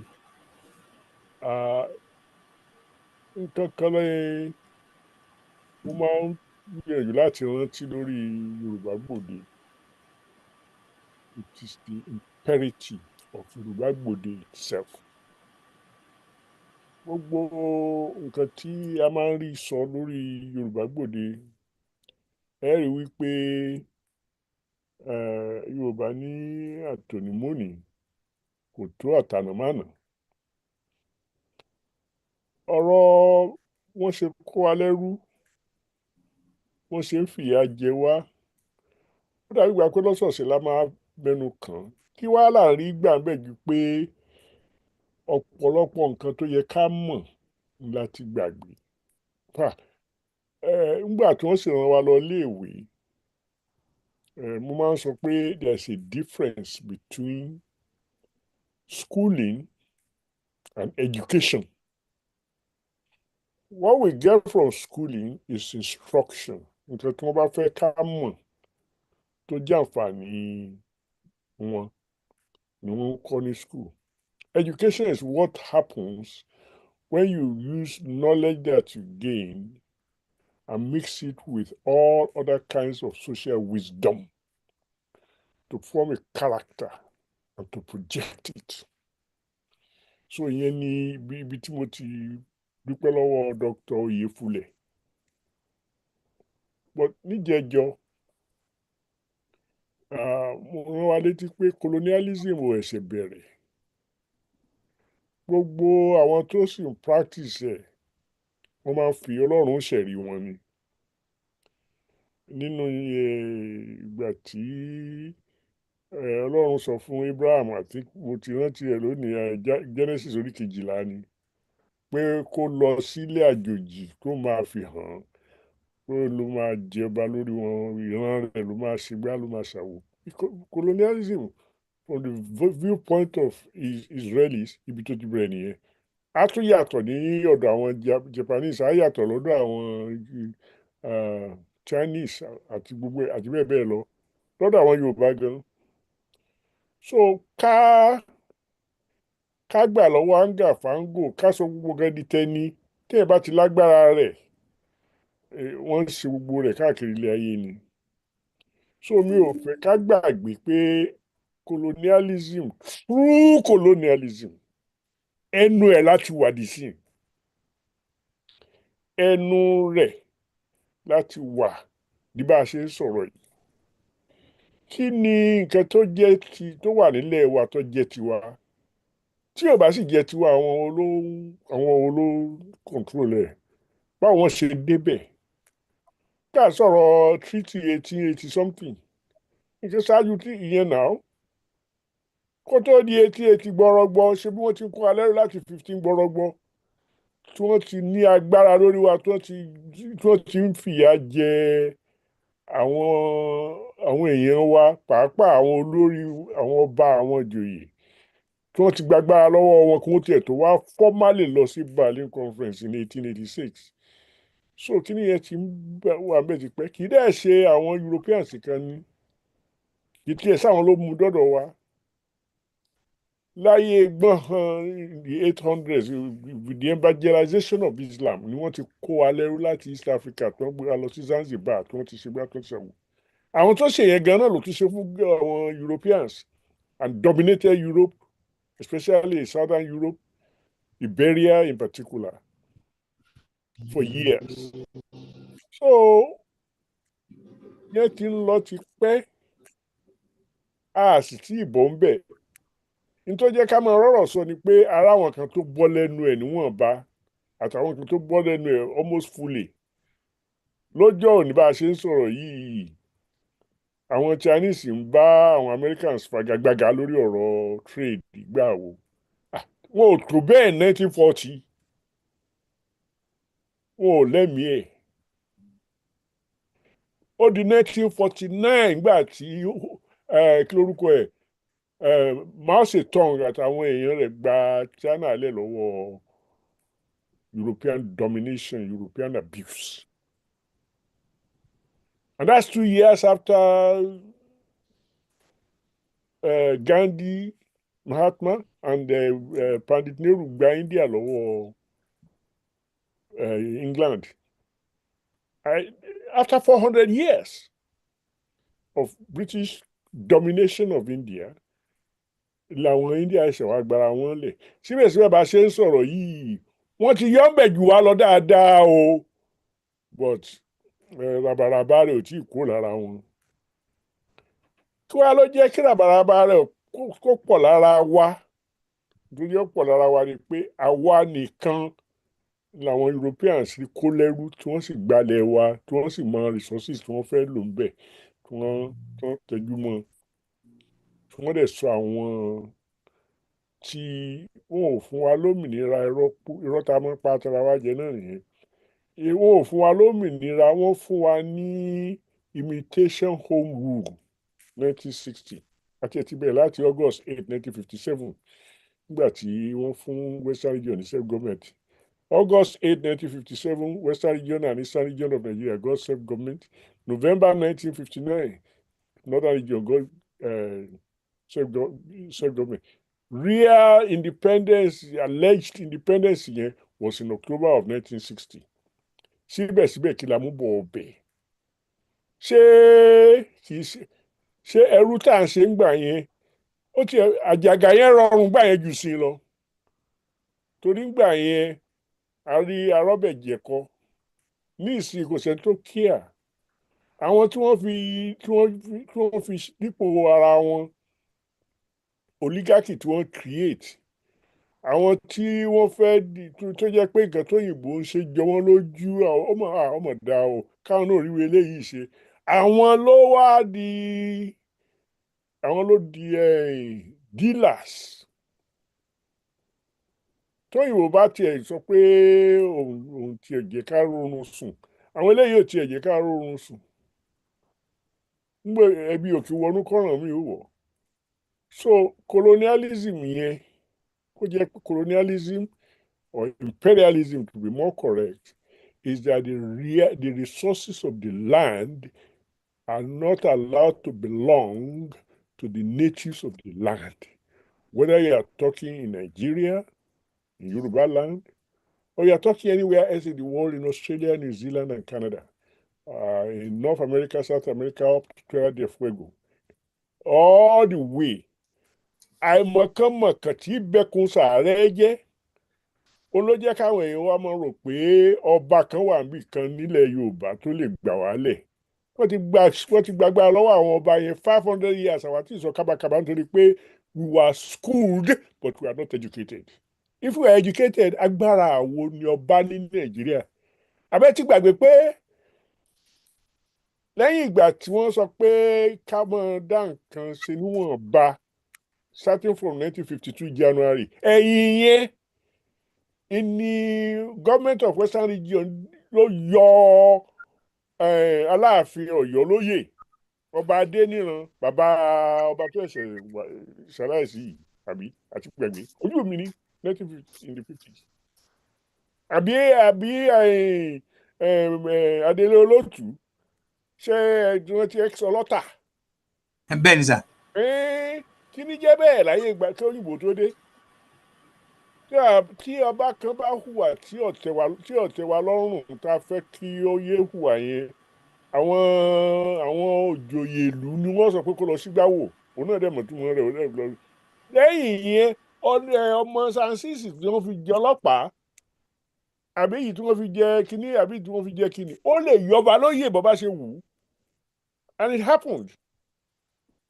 So ajẹ́ká tí máa ń múnú mi dùn wá sí Yorùbá Gbòde ni pé what we lost education tí ó yẹ tá a ní Yorùbá Gbòde and such like platforms wọ́n rí ààyè láti kọ́ wa again and now of course when we lose something over a 500-year period kì í ṣe ìjọ márùn la máa pick it up. So this Yoruba Gbode must continue. It is a service that promises to take us in some direction that are highly desired, and that's why you have to thank Dr. Yefule for bringing us this far, and for us to be able to continue along that line as long as it takes. It's not going to be easy to cure us of the diseases that we got from imperialism, but it's not going to be impossible. There's a difference between difficult and impossible. It's difficult. It's going to be difficult. In fact, it's very difficult to get everything crammed into one lifetime. Come on, so generations tí wà bímọ lónìí tí máa fi ilé Ọlọ́run ṣe tiẹ̀ gbá àwọ̀ tó jẹ́ pé when we are saying somebody is charting the directions for our redemption, a million and one other voices are going to say, oh, we have all those challenges. But ọ̀rọ̀ kì í tóbi káfọ̀ bẹ́bù. So lè sọ pé torí pé kíní yẹn nira ní ṣe kankan pa things will just start getting worse and worse. Finally, let me say the following. I was talking about Genesis chapter 12, where, according to the book, God promised Abraham the land of Canaan. And the descendants of Abraham, whether they are Jews or Arabs, took that seriously. Over millennia, they have believed that àwọn Ọlọ́run dáyé fún. But if they conquered Canaan and settled there and pushed the people who were there out or absorbed them, Europeans eventually came around and reduced and took control of Canaan. In fact, took control of the entire Middle East. In fact, after Marco Polo, all bets were down because the man with the gun is the majority. So when all of those things happen, in the written lifetime of Jesus, Rome was the world. Tambiosi was for Emperor of Rome. Look at all the years between alleged 0 or 1 AD and 1948. From 1 AD to 1948, what happened? The Israelis were all over the whole place, scattered all over the world, used and abused. They were not able to regain their land or regain their freedom or independence. And yet, and the Ottoman Empire ruled all of the rest of Middle East and whatever. So we are back to Yoruba. Yoruba ní ìgbà kan ò láyé gbó. So that's where our hope is. But no era outlasts time. And therefore, no matter what pain we are going through now, there's always the hope that we can come out of that pain. But it wouldn't be by wishful thinking. And it is almost every week I have an opportunity to be afraid that I'm offending some of the people I love so dearly. But it wouldn't be by getting on your knees and praying. Ara ẹlẹ́kọ̀ọ́, ara ní education. Òun ló ń ṣe wá rìbárìbó. Ibo lẹ ti rí ibi tí àwọn ilẹ̀ yòókù outside of Africa tó fi jẹ́ pàdúrà ni wọ́n fi ní ìlọsíwájú. By effort, not by sloth, ni wọ́n fi ní ìlọsíwájú tí wọ́n bá ní. But àwa àkúnlẹ̀. Allahu Akbar. We have to cure ourselves of acquired inferiority complex. If we can cure that, then we have a chance. Ẹnìkan béèrè lánàá lórí kìíní kan nìkan tí mi ẹjọ lọ léwe ó ní will we ever be less timid and go and struggle for our own whatever? Well, then I wrote back torí mi ẹjọ lọ sí school ni mo ní well, some are born timid, some achieve timidity, and others have timidity and inferiority thrust upon them. N tó ń ṣẹlẹ̀ sí wa nìyẹn. Tá a bá dojú kọ, ká mọ̀ bá a sì yọ pọ̀ bẹ́ẹ̀. Àgbẹnujó ni o. Mo dúpẹ́ púpọ̀ tẹ́ fún mi láàyè o. Ẹ ṣeun. Ẹ ṣé bàbá, we appreciate you a lot. Àgbọ̀nítán lórí ilẹ̀ and àwọn contribution wọ̀nyí ó lè kéré lójú ẹlòmíì bẹ́ẹ̀ tí nǹkan ńlá ni because èyí tí ò yé àwọn ara wa náà tán ka gbogbo ìwé yẹn rẹpẹtẹ tán ní PhD àwọn gangan professor ni wọ́n èyí tí ò yé wọn gangan náà ló pọ̀ torí behaviour wọn náà ti yàtọ̀ sáwọn tó ń gbé abúlé Ẹ̀gbá tó hàn tí ìmọ̀ yàtọ̀ láti lónìí. Ẹ mọ̀ bọ̀ abúlé Ẹ̀gbá o. Ẹ ṣé sà, our guest speaker olóyè ẹnà ọ́ sókè ṣé ẹ fẹ́ fi kún tẹ́tí sọ ni àbí mistake. Bẹ́ẹ̀ ni no kì í ṣe mistake mo fẹ́ fi kún ni mo tẹ́tí message láti ọ̀dọ̀ èèyàn kan tó wò wá lórí YouTube. Yes sir. Pé kí ni dé tá à ń blame àwọn òyìnbó àti àwọn colonialist wa bí wọ́n ti fi wálẹ̀ láti 1960 in case of. Fi wálẹ̀. Exactly. So my answer náà ni pé bí professor ti sọ sí wọn fi wálẹ̀ wọ́n kàn change colonialism àti imperialism wọn ni imperialistic tendency ṣì wà ń bẹ̀ títí dọ̀la. Wọ́n ra, for instance, from Niger and to a limited extent from Mali. No, Mali and Burkina Faso gan ni kì í ṣe. Mali and Burkina Faso wọ́n ra uranium for 80 cents a kilo. Wọ́n dẹ̀ kó wọ́n gbé lọ sí high sea. Wọ́n dẹ̀ bẹ̀rẹ̀ sí ìta ń bẹ̀ fún 200 euro for the same kilo.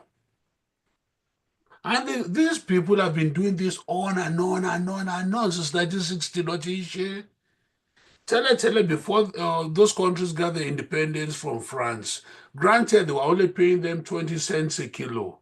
But all the so-called independent states, one raises 80 cents to the kilo, whereas the real price is 200 euro to the kilo. So irú nǹkan tó ń ṣe fún wa nìyẹn.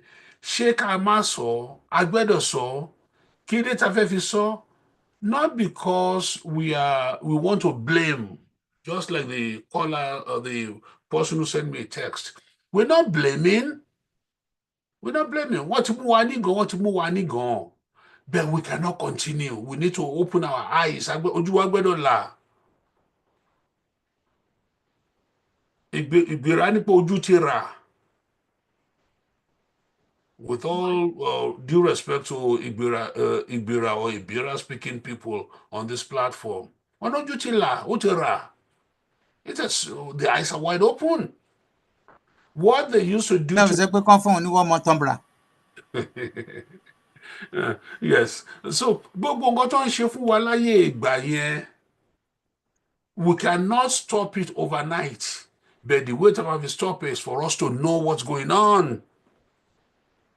Tá a bá mọ̀ ní pé wọ́n mọ̀ kó wa ń gan wọ́n ní council nílùú wọn lọ́wọ́ tó máa jókòó around the round table tó máa scheme how to cheat us, how to lie to us, cheating, lying, dominating us.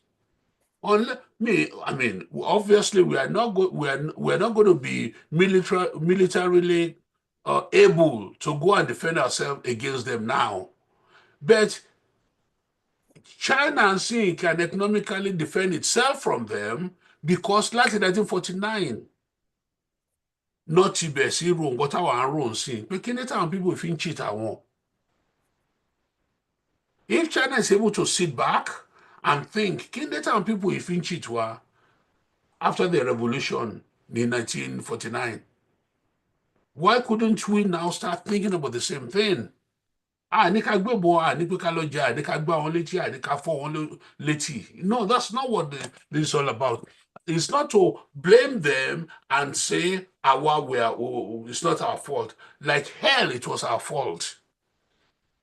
But blame game here is of no consequence right now. It's done, it's done, it's done. What can we do moving forward? And what we can do moving forward is, one, understand what happened. Understand the dynamics of it. Understand how wanting to be European makes us bleach. Wear this stupid rag on our hair, call Brazilian hair, thinking a beautiful gorgeously beautiful. We want to be white and we want to go and become like the colonialists. We don't want to be like that. We should not want to be like them. They are okay for themselves the way they are, and we are okay for ourselves as we are. The main purpose of all these things ni kì í ṣe pé láti blame o. Kì í dẹ̀ ṣe pé láti blame àwa náà either. We were just victims of circumstances, but we've got to go forward. We have to understand what happened. We must allow the unconscious to become conscious. Because over these years is deep in our unconscious mind, or subliminal. We need to bring it up, become aware. Mo cream, carcinogenic cream, mo fi ń pa ojú mi kí ba lè funfun. Colonialism ló kọ́ sí léyìí. mo lọ ra $500,000 naira wig láti gbé sórí kí n máa jù báyìí kí n fi máa ṣakọ colonialist kí ni mà nìyẹn. I've been brainwashed. My father and my mother were brainwashed. My grandparents were brainwashed. It's possible the people might have an epigenetic defect. It's a defect. You have to recognize it as a defect. Mama le ní epigenetic defect to jẹ́ kí n fẹ́ máa bleach tó fẹ́ kí irun mi gùn. Once you recognize it, that's 90% of the problem solved. Ẹ dákun ẹ máa bá wa sọ Yorùbá, àwọn akẹ́kọ̀ọ́ Yorùbá wà lórí YouTube fọ́rọ̀mù wa o.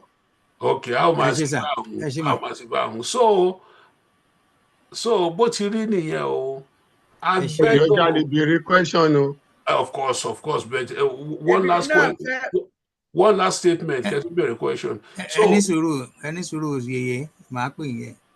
Ẹ continue, Dr. Ifele. Ẹ ṣé. So main purpose fún gbogbo nǹkan tá à ń ṣe kì í ṣe pé ká blame wọn or ká blame àwa. Ká kàn recognize ká yọ link yẹn kúrò lójú wa ká ní I see, now I see.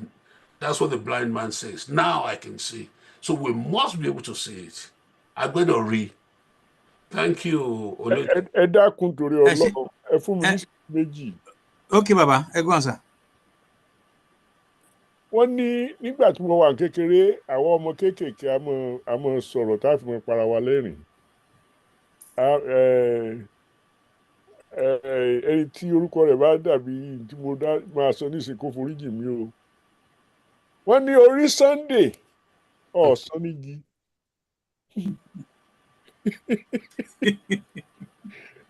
Ọ̀rẹ́ ni tí eégún lé lọ ọ̀fà lọ́bẹ̀lá. Orí gbàdà gbàdà ọwọ́ ẹ̀.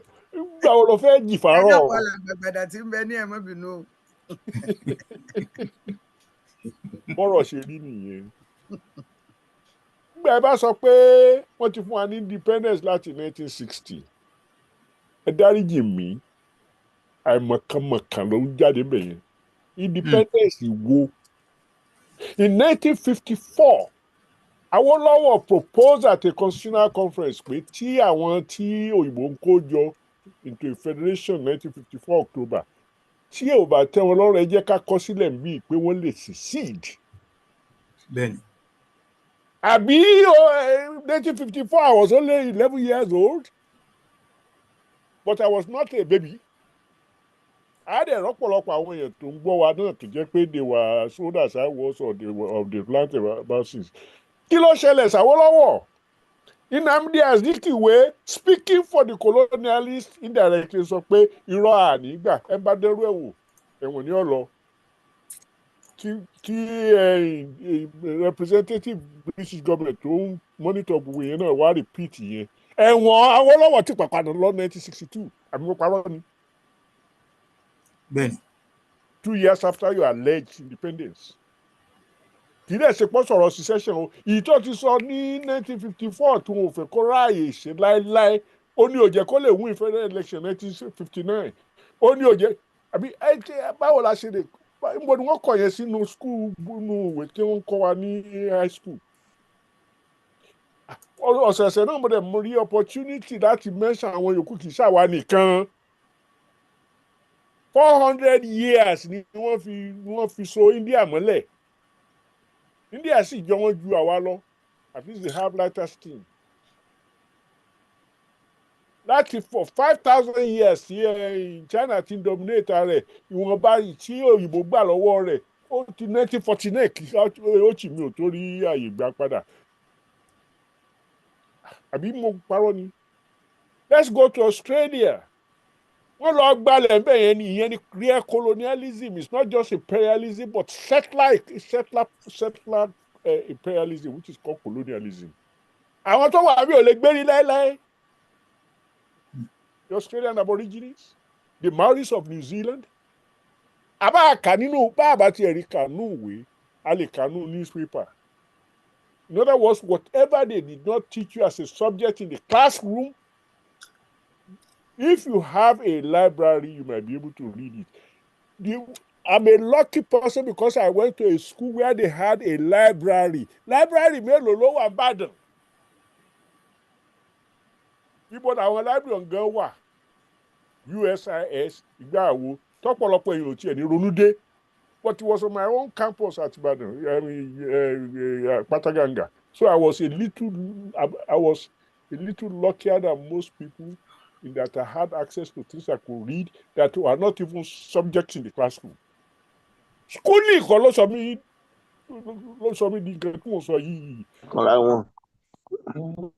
Opportunity tí ọ̀pọ̀lọpọ̀ wa ò ní. What is what we are trying to share. Ẹ má jẹ́ ká gbàgbé yẹn. Ta ni o mọ̀ gbà when you say ti fún wa ní independence kí ló ń jẹ́ bẹ́ẹ̀ kí lẹ̀ ń wà nílẹ̀ ní ìsìnkú jẹ́ ti all the prospects for minerals. They could depend on. Okay, gbogbo igi tó ń wà nílẹ̀ wa ta ló ń wà á. Kì í ṣe Ìjẹ̀bú ló ń wà kì í ṣe Èkìtì òyìnbó ló ń wà tí wọ́n fún àwọn èèyàn wa níye tí wọ́n bá rò pò tọ́ sí wọn bẹ̀. Okay, I'm going to tell you another story. In 1969, in 1969, just before I came here, I would say èmi ni ìkan nínú àwọn statistical officers ECN ẹni tó bá mọ ibi tí ECN wà nígbà yìí next floor ní ọ́fíìsì mi. ẹjọ́ bá mètò ẹ bá wa meet permanently ẹjọ́ tó bá kàn yín àpín yẹn sàn. next floor ní ọ́fíìsì mi. So and my desk was near the window so that gbogbo nǹkan tó kọjá lọ lórí ọ̀sà ni mo máa ń rí. Tí bá ti gbójú sókè báyìí màá rí gbogbo nǹkan tó kọjá lọ lórí ọ̀sà.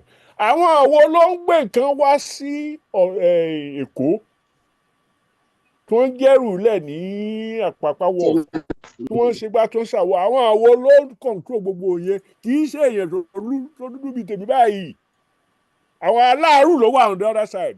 Ọkọ̀ kan wà tá a máa ń gùn across the lagoon wọ́n ń pè ní Kathleen ọkọ̀ ojú omi. Bẹ́ẹ̀ni sà. Kathleen yẹn ni mo máa ń gbà lọ sí kíní to see the rest of Àpápá rò kó tó lọ sí kíní. I'm telling you lágbára dò nígbà yẹn tiẹ̀ wà ní tó dò ní ìsìn ẹ̀dẹ̀ lágbá independence. Kí ló fà á tí tá a fi lè consummate independence yẹn ìtúnú pè ní independence yẹn it was never considered. Never. Ó ní bàbá ọlọ́pọlọ ṣe sọ fún yín pé 80 cents kan ni wọ́n ń ra nǹkan tí wọ́n lọ́wọ́ Burkina Faso nǹkan tí wọ́n ń tà ní $200,000 níta.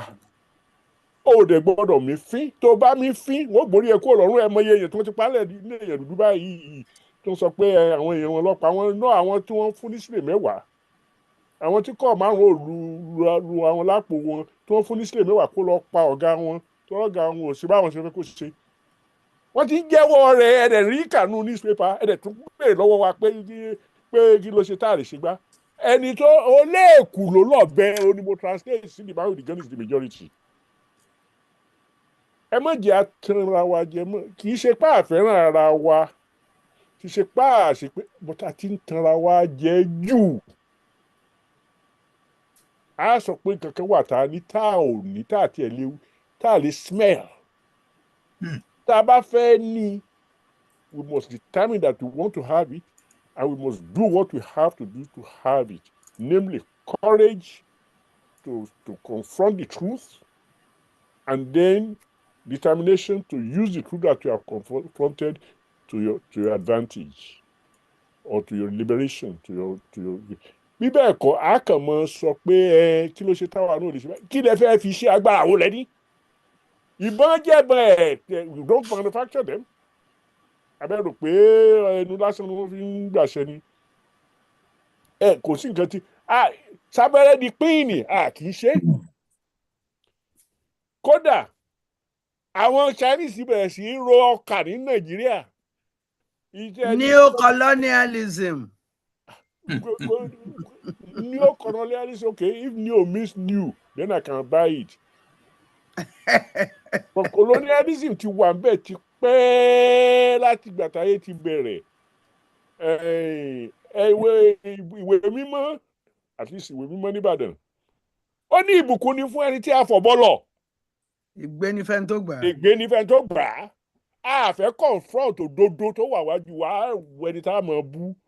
Àwa nǹkan tí ó sọ pé àwa láàṣẹ ẹ̀yin wo kí ni wọ́n ń ṣe tí èmi àtẹ̀yìn ò tí ì dánwò ju pé ká ní understanding ibi tá a ti ń bọ̀, ká dẹ̀ ní expectation ibi tá a fẹ́ lọ. Ká wá information by education, which is what Yoruba Gbode is about. Yoruba Gbode must expand. It must not be a cult of personality. It must be a determination to take us out of bondage. Ìpinnu láti yọ wá kúrò lọ́fìn tá a kóra wa sí. Àwa kóra wa síbẹ̀. Gbogbo ayé ló kóra wọn síbẹ̀ ni wọ́n dẹ̀ yọsẹ̀ kọ̀ọ̀kan wa láti ìmọ̀ bá ṣe yọsẹ̀. Torí kò èmi ò pé kó ìwọ̀ wá kó alẹ́ rù náà wọ́n bí mi inú ẹ̀ ní náà. I mean, why am I going to blame myself? But tí mo lè blame ara mi fún, tí nǹkan bá wà tí mo lè ṣe, tí mo mọ̀ pé mo lè ṣe, tí mi ò bá ṣe, that's when I'll be ashamed of myself. Ìtìjú ni o. Pé ẹ̀yin tí ẹ mọ̀ chemistry, ẹ bẹ̀rẹ̀ sí kọ́ àwọn ọmọ wa ní chemistry. Ẹ̀yin tí ẹ mọ̀ biology, nothing that I have seen in life replaces education, but education is more than schooling. Ẹ fún wọn ní knowledge yẹn náà, káwọn kan tó wá àwọn tó mọ̀ wisdom, tó mọ̀ fá, tó mọ̀ gbá, tó mọ̀ àwo, káwọn náà tún fi tiwọn kún, then it will amount to education. Láìsí yẹn ń bẹ̀, ẹni ebi ń pa tí ń wa ọ̀kadà, òun kọ́ lẹ máa béèrè lọ́wọ́ rẹ̀ pé òmìnira tí wọ́n fún yín kí ló fi ṣe. Kò mọ nǹkan tí jẹ́ bẹ́ẹ̀. Ẹ jẹ́ ká wò dáadáa, ká yáyé tanra wa jẹ. Gbogbo wa gẹ́gẹ́ bí bàbá ọlọ́pọlọ ṣe sọ, ẹ rí wa tá a fìjú fímú, tá a ṣe kìíní, tá a ṣe kìíní, tá a mọ̀ gbádìí, tá a mọ̀ jó, tá a mọ̀ jùdílẹ̀ bẹ̀tẹ̀, tá a mọ̀ ṣe gbogbo ẹ̀ because we want to be impressive. Tó yìnbó bá kọ́ ká máa fi igi mú tèèbó bí àṣà bàbá Adébóyè. Ká máa fi igi mú tèèbó. Ká máa fi igi mú tèèbó, àwọ̀ tó ṣòkòtò tìrín àti dọ́kúlọ̀ nìyẹn, àbí ká wọ kafitárì, ká máa ṣe gẹ̀rìgẹ̀yẹ̀, ká máa kéju Arab lọ.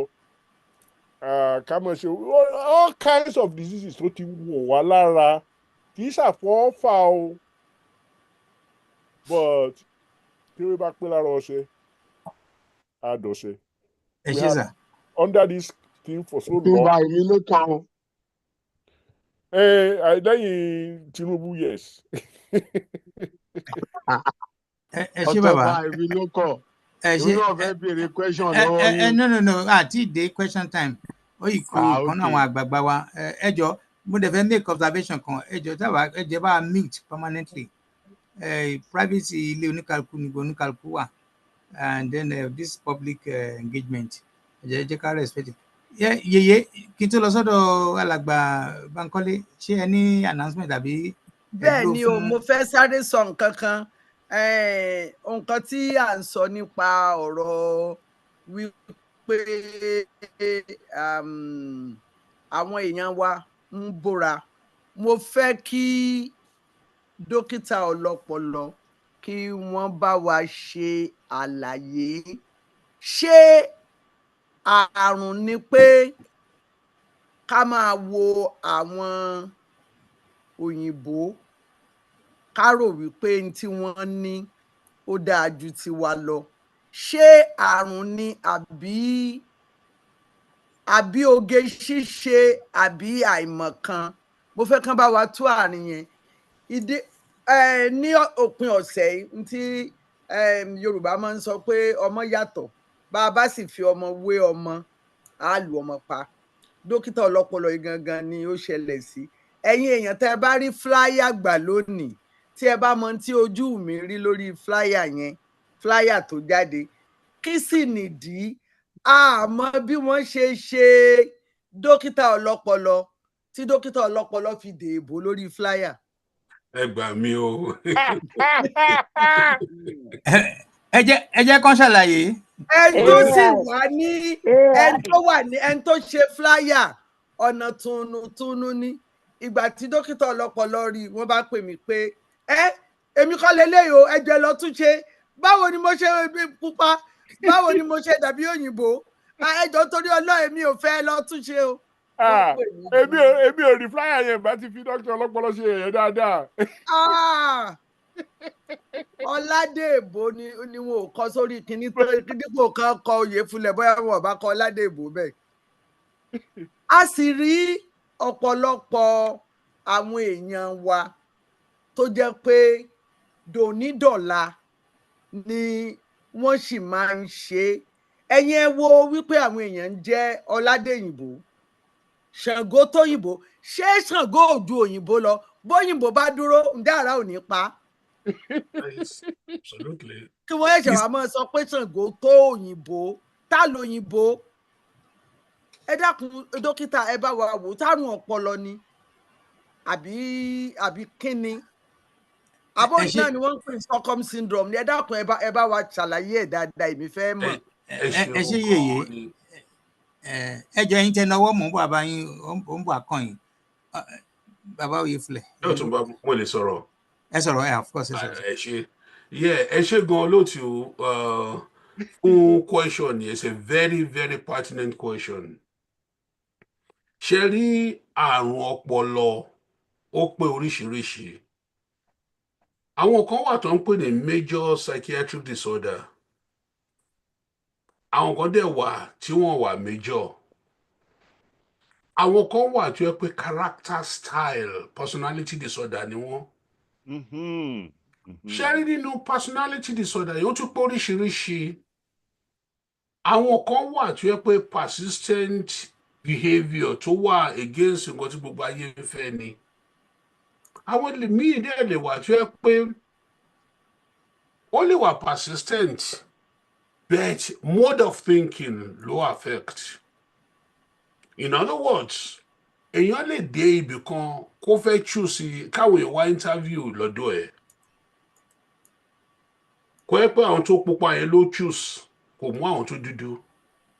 And I want all of us to be very, very clear about this. Ó máa ń ṣẹlẹ̀ dáadáa gan ni. I know a lot of people trying to èmi lè ṣe o ẹ̀rọ lẹ̀ ń pa. A lè ṣe nítorí trauma ta experience under àwọn òyìnbó aláwọ̀ funfun ni. Trauma ta ní from our exposure to them ni. Well, I'll tell you, there's a Moni professor of psychiatry, they'll call me in my second year, in 1976, Wilson. Francis Wilson. Yeah, I know her. She taught me, unfortunately, at the time to move in the class here, I didn't quite appreciate what she said. But this was way back 75, 76. I remember to inferiority complex and inability for white people to produce melanin. Ìyẹn ló fún inferiority complex. Dọ́tọ́lẹ̀ wà ń blame gbogbo àwọn tó ní pé wọ́n wà inferior. That sounds like her. In other words, ní owó aago mọ́kànlá láti jẹun. Your parents couldn't give you one kobo. Kobo la fi máa ń jí ṣe owó aago mọ́kànlá ń gbà in the 50s. Yes. Tó bá rí àwọn tó ní kọ́bọ̀ ọ̀ ìpìnì tó ń jẹun wàá dẹ̀ máa look down on them àwọn yóò láyé wọn ráyé wọn kí náà ṣe wọ́n tó ń jẹun àwọn tó yẹ kán dúró títí di aago 2, 3 lọ́sàn-án tó lọ jẹun wọ́n kàn jẹun wọ́n kàn waste time wọn ẹ̀rọ ni o ohun ẹ̀jẹ̀ ni o. A ti gbọ́ from àwọn anthropologists ni pé Africa ni first man ti wá àbí bẹ́ẹ̀ kọ́. Ìgbà tí first man and woman tó dẹ̀ move about 80,000 years ago through Suez Canal area into Levant, into Europe, Eastern Europe, Western Europe, on, and into Asia. Those people automatically have to be black. Gbogbo wa tá ti wà ní overseas outside of Nigeria, tá wà ní Europe, tá wà ní America, tá ti wà ní 40, 50 years. Àti ìdòyìnbó. So the first group of people to go out of Africa, you can't expect them to become Oyibo to the weather. But as time went on, they lost the ability to make melanin. Or rather, one make melanin. There are 3 types of melanin, by the way. You relate to Oyibo, you relate to Asians and Chinese. You relate to our DNA. Our type of melanin, they lost the ability to make it. Why? Survival. Because Tomba Gbede Europe, kò sí enough sun ní Europe láti cause skin wọn láti make a vitamin D. So those who continue to be dark like us will eventually die off. Our children who are lighter skin have better chance of survival. To only make vitamin D. And the next generation, on and on, the lighter they are, the more they can make vitamin D, the better the chance of their survival based on having enough vitamin D3 or not having enough vitamin D3. Plain and simple. So after a while, these people lost the melanin. After thousands and thousands and thousands of years, they lost the melanin ability to make our type of melanin, and they became light. Bẹ́ẹ̀ máa rántí o, as soon as ọba ní opportunity láti wá sí Africa o, wọ́n máa ya gbogbo aṣọ wọn kúrò, wọ́n bọ̀ láfíríkà láti get the sun tan ni o. Bẹ́ẹ̀ni. Ilé tó lówó Africa nínú wọn, owó Pacifics nínú wọn, gbogbo ọ̀nà máa ń lọ sí sun tanning boutique or sun tanning booth, bó ti ń pè. America spends billions and billions of dollars each year for tanning. In Florida. Wọ́n lọ Florida. Àwọn tó bá tiẹ̀ rówó plane lọ Florida. Tanning booths were all over the place. Yeah. Àwa nìkan la àmọ́ ibi tó wà nítorí pé àkì ń lọ síbẹ̀. Tẹ́ á bèrè lọ, wọ́n mọ ibi tí tanning booth wà tó máa tan. So they all want to have that tan táwa ní naturally, which makes us very beautiful. Better when you because of the trauma, at the time we interacted with them, they had a gun. Mo sure ni pé tó bá ní ìbọn tó jẹ́ one-on-one, tá lè lù wọ́n like hell. We could beat them up one-on-one. We all know that. But ìbọn tó ní nìkan, one man becomes the majority tó lè pa àwọn èèyàn. So he won that unspoken battle. So tí ó bá ṣe you see, but they still want to be dark like us.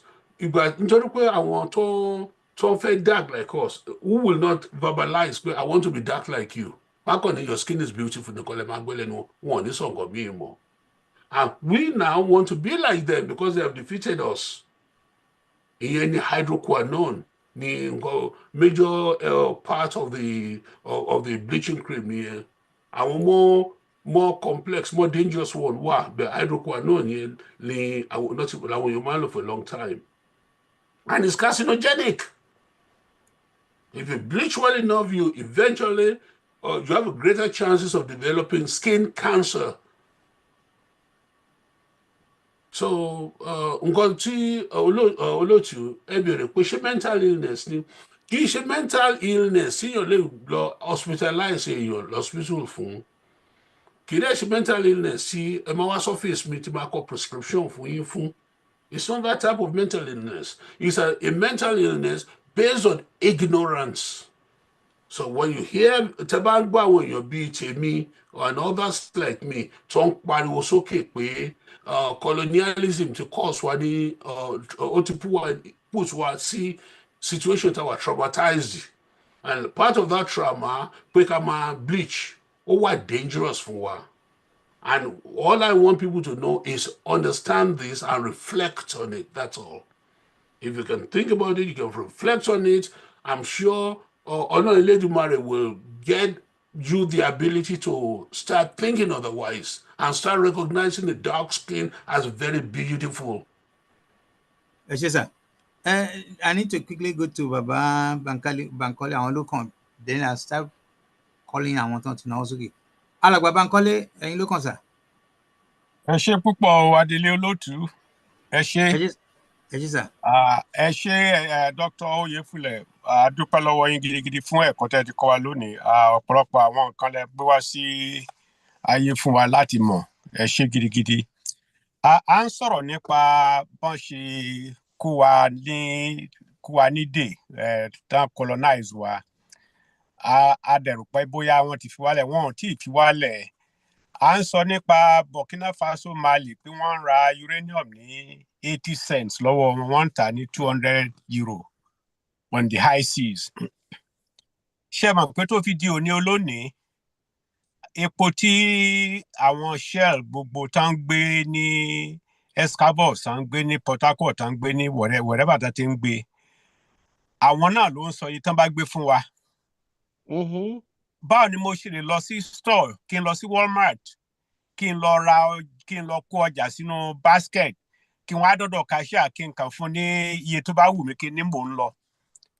Bọ́rọ̀ yẹn ṣe jẹ́ gan nìyẹn. So àwa gan náà gbogbo trauma colonialism yẹn kò tí ì kúrò lórí wa tán. Àná dẹ̀ wà psychological. Why tí a ò challenge wọn látọjọ́ yìí? Why tá ò wá nǹkan ṣe sí látọjọ́ yìí? Yàtọ̀ sí ìtàn gbé lọ pé tán fi ṣe gbé lọ, ọ̀pọ̀lọpọ̀ náà ń lọ jí, tán lọ wà fúnra wọn, tán lọ jí, tán gbé lọ sókè òkun tó fi dé Amẹ́ríkà ń bì. Àwọn epo Nàìjíríà tó ń sọ̀kalẹ̀ l'Amẹ́ríkà ń bì tí kì í ṣe official kò níye. Ìyẹn gan lè la orílẹ̀-èdè, ó lè mú kí orílẹ̀-èdè là tá bá fẹ́ ṣírò rẹ̀. Ká tó wá sọ àwọn tọ́ṣẹ̀ rí ń sìn bí uranium kankan, gold oríṣiríṣi tán wà káàkiri. Tẹ́ bá dé Nàìjíríà sí almost every state wọ́n ti ń fa ilẹ̀ ya tán wá àwọn nǹkan tó wà nílẹ̀ jáde tí ó dẹ̀ sí record fún. Mo ń wò kan lórí WhatsApp ní week tá lò tán yìí ní Kogi tán sọ pé wọ́n ní airstrip níbi mining site yẹn. Ìjọba ò dẹ̀ mọ̀ ń pa ẹ̀, but àwọn generals gbogbo wọn mo sure pé àwọn yẹn mọ̀ ń pa ẹ̀. Ara problem colonialism yẹn náà ni. Tẹ́ bá rántí ńgbà táwọn ará bí máa kúrò, bàbá ti allude sí, Dr. Ifule náà ti allude sí. Wọ́n ní ìkórìíra àwa tá wà ní South West. Wọ́n dẹ̀ fẹ́ràn àwọn tó wà ní North ju àwa tá wà ní South lọ. Àwọn ẹ̀nà gbé ìjọba fún. So through wọn proxy government làwọn Gẹ̀ẹ́sì ń lò fún wa lónìí. Proxy government náà ń lò fún wa lónìí torí àwọn náà níjọba tá bá fẹ́ parọ́ fúnra wa ló kù. Àwọn náà power tá ń sọ pé Fúlàní wants power. Àwọn náà gbé Fúlàní sí power. Àwọn náà fi Fúlàní sípò tó wà lé ní Nàìjíríà. Tó fi di pé a ò rí bá ti ṣe. Unless ká lọ bá wọn, ká lọ lẹ̀ dí àpò pẹ̀lú wọn, which ought not to be. So àwọn arábí ti indoctrinate wa. Wọ́n ti indoctrinate wa to the extent wẹ́ pé àti nínú ilé wa o, àti níta o, àti lẹ́nu iṣẹ́ o, àti anywhere o, àti even tó fi dé ilé ìjọsìn wa ní gbogbo kíní ẹ̀ ti mú wa. A wà nínú páńpẹ́ wọn báyìí. Tá a bá dẹ̀ mọ̀ ṣe, a ò lè rí bí bọ́m̀bẹ̀. Unless tá bá rí lè ṣiṣẹ́ deliberate láti kóra wa kúrò nínú páńpẹ́ tán dẹ fún wa. La ṣe lè kúrò ń bẹ̀. Wọ́n mú ìgbàgbọ́ wá, wọ́n gba ẹ̀sìn tiwa lọ́wọ́ wa. Kí ló burú tó yẹn? Whereas nílùú tiwọn, wọ́n sì ń ṣe ẹ̀sìn wọn. Tẹ́ bá rí ìgbà tí wọ́n jẹ ọba, àwọn olóríṣà wà ńbẹ̀ tó ń gbé kíní káàkiri. Àwọn tó dé fìlà tó bójú tó ń ṣe gbogbo ẹ̀, wọ́n wà ńbẹ̀ tó ń lọ káàkiri. Bẹ̀tú àjọ̀dọ̀ wa náà ti ṣe yẹn, wá ní wọ́n ń gbẹ́bọ. Adíbi tán ti mú ewúrẹ́ lọ sí parliament nígbà tí King Charles tó jẹ ọba. Mo mọ̀ pọ́pọ̀lọpọ̀ èèyàn tó wà lórí platform yìí lórí ńgbà yẹn. Wọ́n mú ewúrẹ́ bóyá òbúkọ tán mú lọ síbẹ̀. Ṣé ẹbọ kọ́ nìyẹn? Tó bá já wa la mú ewúrẹ́ àti àgbọ̀dọ̀ mú ewúrẹ́ lọ́wọ́ church, wọ́n á nínú kò tọ̀nà. Tá bá dẹ̀ lọ pa ní ojúbọ, wọ́n á ní à ń ṣẹbọ ṣe ipá wa gan la ń ṣera wa kò adẹ ń ṣera torí nǹkan tán ti gbèsè wa nínú ààrẹ náà ló fà tó pé a máa aláǹbóra à ń ṣe kíni ọmọ dúdú máa ń gbà tí mo wà kékeré wọ́n á ní ọmọ yẹn ó dúdú bíi kóró eṣin pé ó dáa ó dùn wò bẹ́ẹ̀ lóde òní tẹ́ bá rẹ́ ọmọ dúdú á wá bóra ìbóra yẹn ò wá ní bámu mọ́ á wá rí báṣabàṣa tó pé ibìkan pad kan dúdú pad kan green pad kan á white so a dẹ̀ ń ba ara wa jẹ́ àrùpá ń tún ara wa ṣe ni so I mean ọ̀nà wo ni ọ̀nà àbáyọ ni pé ká jókòó ká ronú ara wa ká wò fúnra wa pé kí la lè ṣe tá a fi lè kúrò ní ìdè yìí toró dàbí pé wọ́n ti gbé wa dè àwa la gbọ́dọ̀ túra wa sílẹ̀ gẹ́gẹ́ bí ẹ̀dá tọ́lọ́run dá a gbọ́dọ̀ tú ara wa sílẹ̀ a gbọ́dọ̀ fi ara wa wé wọn a ò kì í ṣe a ò lè dàbí wọn a ò tiẹ̀ fẹ́ dàbí wọn wọn ò tó wa àwa jù wọn lọ but àwọn èèyàn wa tí ò yé wọn á máa fi ara wa wọn á máa fi wé wọn bí ẹni pé wọ́n ní nǹkan tó jẹ́ bàbàrà téèyàn gbọ́dọ̀ ní no Ọlọ́run dá wa in a way tó pé a lóye jù wọn lọ even láti ilẹ̀ wá tó tẹ bá kíyèsí civilization started in Africa àwọn bàbá wa ló bẹ̀rẹ̀ gbogbo nǹkan wọ̀nyí báwo ló ṣe wá jẹ́ pé lásìkò yìí àwọn tí ò ní nǹkan ṣe pẹ̀lú àwọn ló ń jèrè ẹ̀ tẹ bá dẹ̀ kíyèsí ọ̀pọ̀lọpọ̀ ẹbí tán ti lọ tí ọmọ Áfíríkà èèyàn dúdú bá ṣe nǹkan tó ní láárí ẹ lè gbọ́ orúkọ ẹ̀ ọ̀pọ̀lọpọ̀ nǹkan tá a ń lò lóde òní kọ̀ǹpútà ni o spaceship ni o oríṣiríṣi even in the medical field àwọn èèyàn dúdú ló wà ń di ẹ̀ tó dálẹ̀ ṣùgbọ́n tẹ́ bá máa gbọ́ orúkọ tó máa dá orúkọ funfun náà máa dá bóyá investor tó help ẹ̀ ni o bóyá ẹni tó jẹ́ bí olórí department ló wà ń bẹ̀ òun náà máa dárúkọ there are so many cases like that tó pé dúdú ló invent bẹ́ẹ̀ funfun náà máa fún ní credit fún so ẹ jẹ́ ká bára wa sọ̀rọ̀ we need to come together and reason together gẹ́gẹ́ bí èèyàn dúdú káwa bá ṣe máa gbára wa lẹ̀ lọ́wọ́ wọn torí irú ọ̀gbẹ́ni tó wà ní Burkina Faso iṣẹ́ tó ń ṣe lọ yìí we need to support him all the black race wọn láti support ẹ̀ yẹn nínú mi ṣe ń dùn ìgbà tí mo rí tó ṣẹlẹ̀ lórí WhatsApp mi mọ̀ bóyá irọ́ ni bóyá òótọ́ ni tó sọ pé àwọn èèyàn protest in France in his favour yeah all Africans must be behind him otherwise ní kúrò ní wàhálà yìí torí àwọn people yẹn ò fẹ́ wa fún re tẹ́ bá wò from beginning anybody tó bá rí pé ó fẹ́ gbórí láfíríkà anybody tó bá rí pé ó fẹ́ la ojú Áfíríkà wọ́n máa wọ́n náà bọ́ ṣe máa pa ni look at Gaddafi gẹ́gẹ́ bọ́n ṣe sọ lẹ́ẹ̀kan Nkrumah Sekou Touré gbogbo ọba wọn yẹn àwọn tó rí pé wọ́n fẹ́ gbé nǹkan ṣe ní Áfíríkà Ọlọ́run ló yọ Mandela bí ipò wà lẹ́wọ̀n ni wọ́n bá ti pa tó yẹ pé kò lọ sẹ́wọ̀n ni wọ́n bá pa so I mean we have to think about how to really emancipate get ourselves out of this trouble ẹ ṣé olótú. adúgbò sáà bàbá ẹ pẹ́ fún wa ẹ ṣe yeye ṣọwọ́ àná ni àbí ti jẹta okay all right let me now start with the first person to kọ́ náwó wọlé òní because of time bóyá bí 2 minutes ṣe fẹ́ bèrè question àbẹ fẹ́ fi kún ọ̀rọ̀ tẹ́ gbọ́ alàgbà wọlé òní. ẹ ṣé Ọ̀túnba mo kàn fẹ́ mo ní question kan tí mo fẹ́ bèrè lọ́wọ́ bàbá Oyèfúlẹ̀ and thank you bàbá Oyèfúlẹ̀ for your presentation very brilliant as usual ẹ ṣé gan sir. Question mi tí mo fẹ́ bèrè lọ́wọ́ yìí ni pé since táwọn colonialists tó ti strip àwọn ọba of their authority or power whatever we want to call it how come the obaship has lasted so long? Why do we still have obas? If they are powerless, they can't do anything. Even the traditional method of choosing obas through Ifa is being eroded. Why are we still having obas? Ewuru state àwa ní Nàìjíríà lè ní sìn pẹ̀lú bí àwọn Fúlàní ṣe ń pa wá lórí ilẹ̀ wa táwọn ọba ò tó rí nǹkan kan sọ sí. Why do we still have obas? Ẹ ṣé sir, that's my question. Dr. Oyèfúlẹ̀. You are muted, sir. You are muted. Yeah, you are muted. Yeah, All right, sir. Thank you, Dr. Oni. That's a very, very good question. Sherry, old habits are very, very difficult to extinguish. What tó ṣẹlẹ̀ pẹ̀lú àwọn ọba nìyẹn. Ọba ò lágbára mọ́ sí i.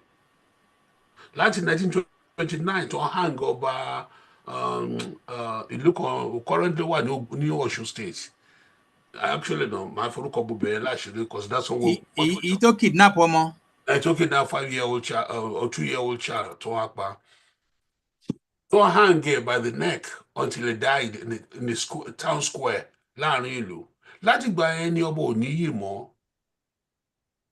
Gbà yẹn ṣùgbọ́n àwọn èèyàn wa ò ṣẹ́rí irú conversation tá a ní báyìí kò sẹ́ni tó ní.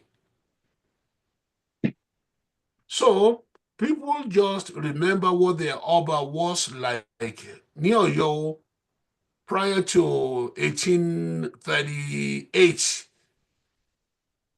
Kí Àtìbá tó gbé kúrò ní Ọ̀yọ́ Kàtúngà wá sí Ọ̀yọ́ Àgọ́dọ̀yọ́. That's what we saw. We also saw kí ọba Alówólódù Adéyẹmí the First kó tó become a vassal of the British Empire in 1895. Ìyẹn la kàn ń rí àfi ọkàn sí pé kí ni vassal mean? Ó mean pé kì í ṣe igbákejì òrìṣà mọ́, igbá kẹta ni. Torí òrìṣà wà ẹja kò yẹ ní Ọlọ́run. Queen of England or King of England wà, ìyẹn ní igbákejì. Adéyẹmí won wà ní igbá kẹta wọn. Our people never thought like that. That type of critical thinking láti ní pé agbára wo ló ní kò lágbára mọ́. It can still advise the local council, and nobody should believe in the king's old ability to ṣe igbákejì òrìṣà. They will follow him. Àwọn tó fẹ́ jẹ́ ọ̀túnba, tó fẹ́ jẹ́ aṣíwájú, tó fẹ́ jẹ́ kíní, wọ́n á gbé kíní ọba sókè ju bó ti wà. Why? So that they want to reflected glory of the ọba làwọn gan wá. So when you have a group of people whose self-confidence is very low, and that's a subject for another time and another day. I look 3, 4, 5 hours. That's sọ pé kí n dé sí self-confidence why this low. When you have such a people, they want to stay attached to an ephemeral power. Tí kò real. It's not real. Because nǹkan tó bá lè ṣe. Hello, what is that? Oh, it's me. I thought you'd finished. I was just going to. I'll come to you, Bashegun. Well, I was going to make a specific comment on this, the why we still have the Oba. Because I think Bashegun, you are the next one. Bashegun, right. You are the next one, please. Okay. Dr. Oyefole, conclude. So, nǹkan tó ṣẹlẹ̀ gan nìyẹn, Dr. Oni. So, this reflected flame, which is based on nothing, like actually most of us in Manro. Taba would that Taba de okay, I'll tell you. Well, no, people still think about things of old. You got to go from their father, you got to go like your grandfather, no Shimanlo. But the reality on ground is totally different. But people want to believe in the ideas of old. Whereas the real idea on the ground, they don't pay critical attention to it. Eshegun, next, back to you. Yes. Ọ̀túnba, okay. Ẹ dákun, mo fẹ́ ọ̀rọ̀ tí wọ́n sọ èmi ò fẹ́ kó lọ. Mo fẹ́ fi nǹkan kan lé tí ó jọ. Wọ́n ní tó bá jọ òun là á fi wé òun. Ẹ má bínú ó Bashegun. Epo ẹ̀pà kìíní ọ̀hún. Epo ẹ̀pà ó jọ kó sí ẹ̀ lérí. Oníbèrè alàgbà wọlé òní wọ́n béèrè wípé ṣáàṣì nídìí àwọn ọba kí la fẹ́ fi àwọn wípé kínní lójú tèmi gẹ́gẹ́ bí ọgbọ́n ọmọdé ohun tí ó bá wa mú ó ní ìlànà ìbílẹ̀ wa ó ní ti àwọn ọba wàhálà tá à ní bóyá torí tó bá jẹ́ pé àwọn ọba wọ́n wà ní bó ṣe yẹ kí wọ́n wà, wọ́n dẹ̀ ń ṣe olórí wa. Ìbílẹ̀ tiwa nìyẹn, ìṣẹ̀ṣe wa nìyẹn tó bá àyànmọ́ wa mu. Òyẹn ló yẹ ká lò. Ó kọjá èmi ni gómìnà, ó kọjá èmi ni kìíní. Ṣùgbọ́n tó wà níbẹ̀ ni wípé àwọn ọba yẹn gan-an ó dàbí ẹni wípé wọ́n ti gbàbọ̀dè. Wọ́n gbàbọ̀dè, wọ́n dẹ̀ wá sí nípò tó yẹ kí wọ́n wà. Dípò ká wá máa ronú pé a nílò ọba jáde, kí ni wọ́n wúlò fún? Ipò wọn ti lọlẹ̀ lóòótọ́. Ó wá yẹ ká máa ronú pé ọ̀nà wo la fi lè gbépò wọn sókè tán fi máa wà níbi tó yẹ kí wọ́n wà. Fún àpẹẹrẹ tó bá jẹ́ pé ìlànà ẹ̀kọ́ tiwa gẹ́gẹ́ bí ìbílẹ̀ Yorùbá òun la bá ń lò, a ní wàhálà. Ṣùgbọ́n àtàtọ̀ rìn wá ni wọ́n mú wá, òun ló wá jẹ́ kí ayé wo polúkúmuṣu. Àbọ̀ mi rèé. Ẹ ṣe ó ti ẹ̀dá monarchist ọ̀rẹ́ mi monarchist ní sọ ẹjẹ́ Báṣegùn ẹ̀yin ló kàn, then I will go to Akin. Báṣegùn, kí ni difference ẹ fẹ́ fi sí ọ̀rọ̀ tó wà nílẹ̀ yìí? Unmute yourself please.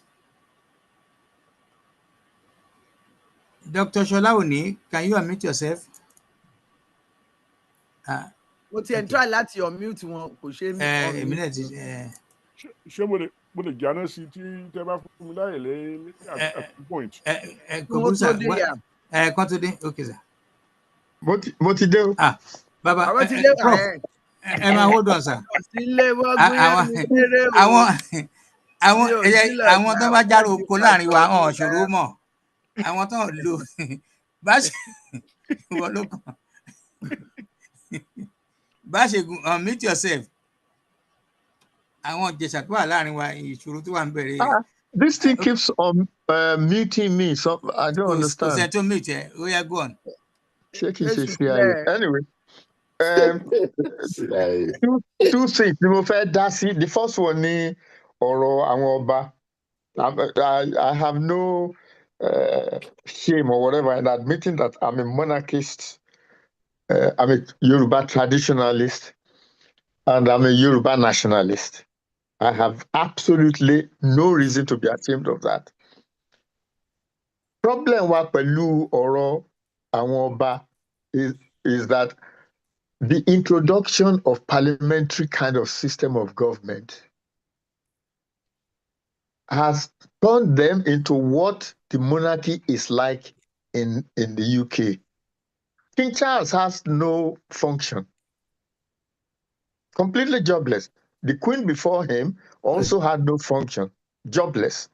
So it is not at all surprising that the introduction of parliamentary system of governance has eroded what we had. And when you compare the democracy of what I call the constitutional Oba, that's what our fundamental constitution is in Yoruba land, the constitutional Oba. When you then compare it to the Western style of government, in which your representative is not actually your representative, it's a representative of a political party. That's why the people are just voting for us. They really have, people have no power whatsoever because you don't select your representative. The political party selects somebody for you and then asks you to vote for him. And it doesn't matter whether it's a thief, it's a rapist, it's a convicted felon or whatever it is. Once the party has selected him, it becomes your representative. So please don't let us think that the system of governance that we have now is superior to what we had before. What we had before, the Yoruba Oba was never ever like Igbaka Orisha. Orisha wo ló ṣe backup pẹ̀lú ẹ̀? The Oba. In fact, you know, Kabiyesi, people translate Kabiyesi. That is a false translation. Kabiyesi, to pay attention to. That's what Kabiyesi is. It's not Kabiya, it's not Kabiyesi. The Oba did not have the power that we seem to think that they had. àwọn òyìnbó ló fún wa ní this kind of power of the monarch. In the past, there was a council of Oloye, which is Oyomesi in Oyo. They were the rulers. The Oba was their mouthpiece. The Oba did not have this power. He was basically nothing. And at the beginning, when the British first came to Yoruba land, when the British first came to Yoruba land, the Alaafin was regarded as the equal of Queen Victoria. Go and read the 1888 treaty. The Alaafin was regarded as the equal of the Queen of England. All the letters that Alfred Moloney, the governor of Lagos, was writing to he was referring to him as king. He was referring to him respectfully as king. So what changed was the introduction of the Western system of governance. That's what changed. But I'm sorry that I got involved in that. But what I actually wanted to talk about is slightly my own take for what we have been talking about is slightly different from what has been proposed. And I want you to look at the Yoruba meaning of the word aspiration. Ife okan, that is a desire, aspiration, ife okan. And I was looking at the CMS Yoruba Dictionary of 1913 or something. And it says it was inagasi. I didn't even know what that meant. Inagasi. What our people are demonstrating and which we as elites have completely missed is aspiration. You go to your hometown and ask anybody on the street, forget elites, and you ask, would you rather live in Lagos or in London? He will tell you he wants to live in London. Would you rather live in Nigeria or America? He will say he wants to live in America. And when the policeman sees a Chinaman and a Nigerian, he chooses the Chinaman. It has absolutely nothing to do with the skin color. It has to do with aspiration. The man wants Las Vegas in his backyard. That's what he wants. He wants the streets of London down the road from him. That's what he wants. He wants 24-hour electricity. He wants pipe-borne water. He wants a policeman that respects him and does what he is required to do as a policeman. That's what he wants. That's the aspiration. We don't give it to him. The argument that we present now was the argument we were discussing when I was at university in the 60s and 70s. The argument hasn't changed because we haven't actually sat down to think fundamentally that why do our people want to bleach their skin? They are not doing it. Okay, it looks, oh, well, on the face of it, oh, he wants to be white. I mean, people in Nigeria have been wearing wigs for a long time. It's not.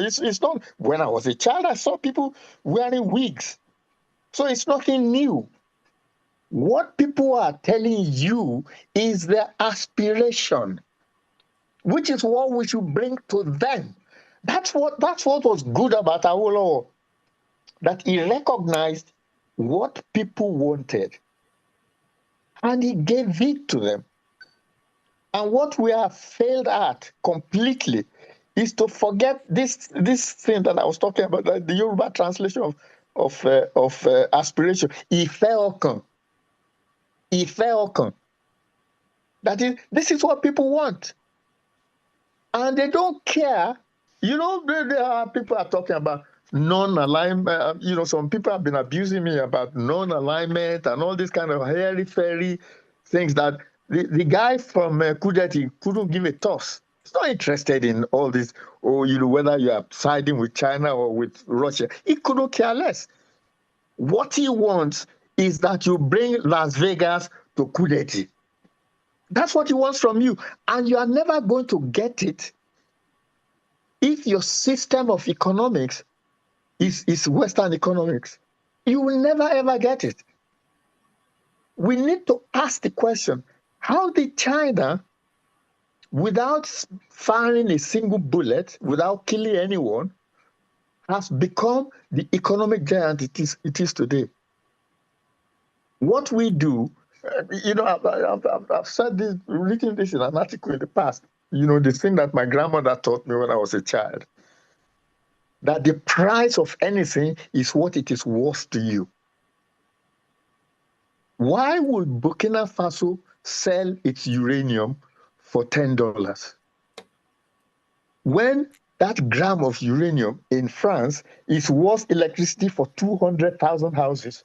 Why doesn't Burkina Faso tell France, if you want our uranium, you come and set up a nuclear power plant here to generate electricity for us? That's what China did. We're not saying, China is not saying don't have this, don't that. No. You transfer the technology to us. We don't do that at all, because all we are interested in is how much money are they going to pay us. And at the end of the day, you end up borrowing money from them anyway. So we need to think fundamentally out of the box, completely different to the way we were thinking before. Completely thinking. Yes, we've been exploited. The time has come for us to start thinking, how do we exploit?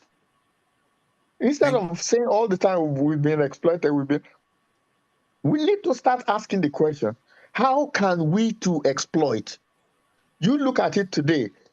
Ukraine has signed a solid mineral treaty with the US. So people will say, oh, Ukraine has become a slave. The fact is that if America extracts $2 worth of the mineral earth, Ukraine gets $1. America gets $1. And in addition, they get protection. The whole setup, sorry? They get protection also. Apart from the whole setup, in order to extract whatever it is, the mineral, they have to set up a mining industry. We have all these minerals, all these solid minerals, completely exploited. We don't have money to exploit it.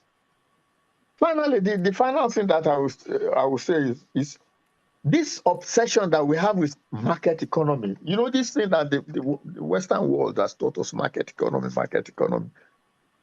You cannot go to the market without money. There's no point in believing in market economy if you don't have money. We do not have the money to take part in market economy whatsoever. So we need to rethink our economic profile completely. And until we do that, we are not serving our people. We elites are not serving our people well whatsoever. I mean, I have a lot of other things to say, but I'll keep quiet. Thank you. Just bad politics. Thank you very much, Bashigun. Let me go to Akin. Baba, shall I need to ká gba one more or two more questions? Like, possible, sir. Akin, boy, just comment or question.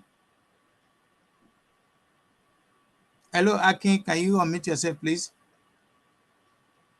Just bad politicians. Akin, can you unmute yourself, please? Okay.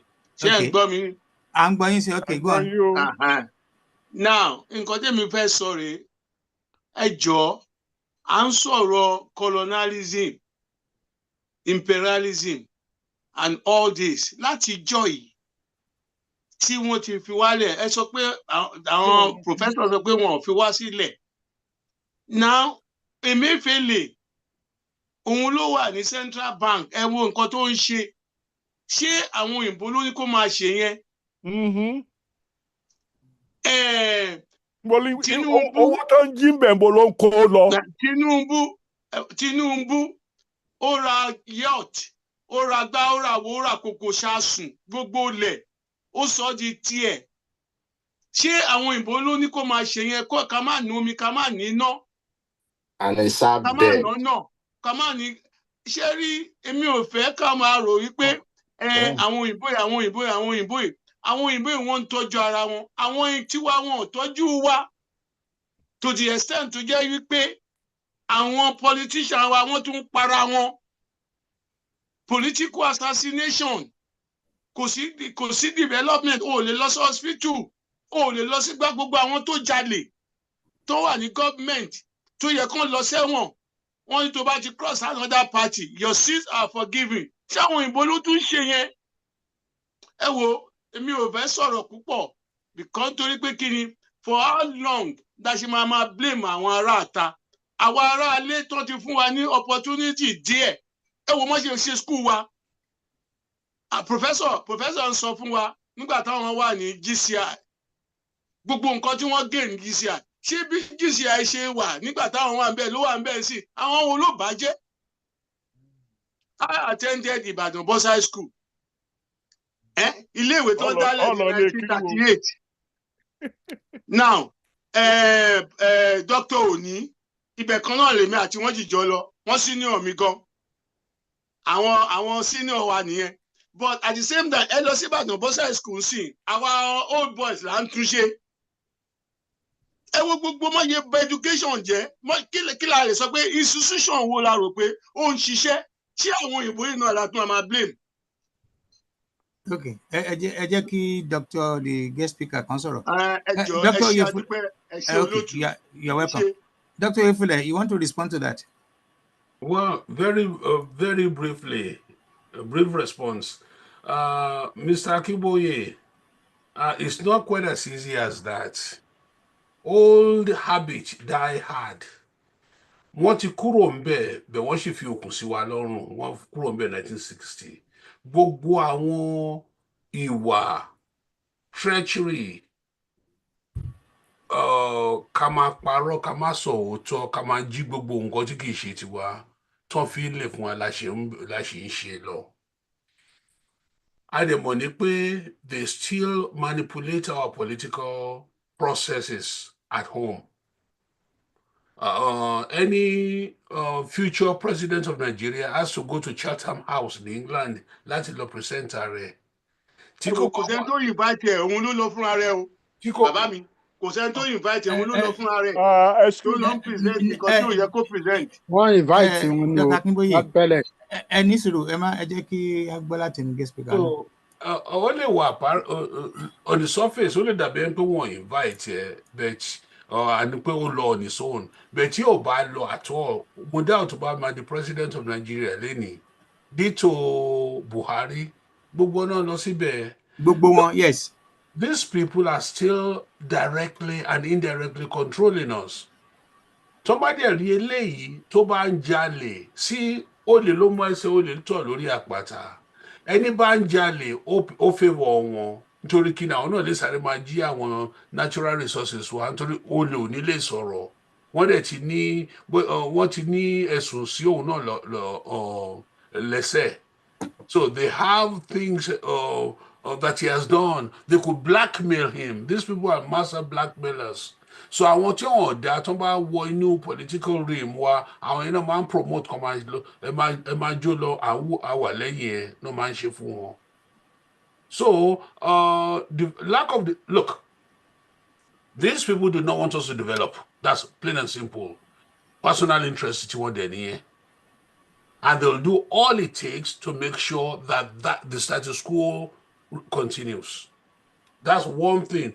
If nothing else, that's one thing we all must take out of this session today. It suits them for us to be underdeveloped. It suits them for our leaders to be incompetent. It suits them for our leaders to be thieves. Because I understand it. Then I'll go to the next step. Láti ní pé ẹ jẹ́ ká understand way táwọn people fi manipulate wa. I mean, they are not, it's not 100% their fault, and it's not 100% our fault either. But let's understand the dynamics, kind of move forward, kind of find a way, like if you put a stop to it. And I think that way will be the thing we call awareness, awareness, and awareness. We have to be aware. Our people have to be enlightened, enlightened, enlightened. Then, Omar, once that we acquired a little bit of those, it'll be much easier for us to put a stop and see the type of political system you're talking about, Mr. Akibuye. Back to you. Thank you. I want to go to Prince Atunji Kale. Kale Shalafia Lewasa. Micharain. Tunji Kale Jaye. Tunji Kale Jaye. Tunji Kale. Micharain. Bóyá kí n sọ fún ọ níjẹ̀bú.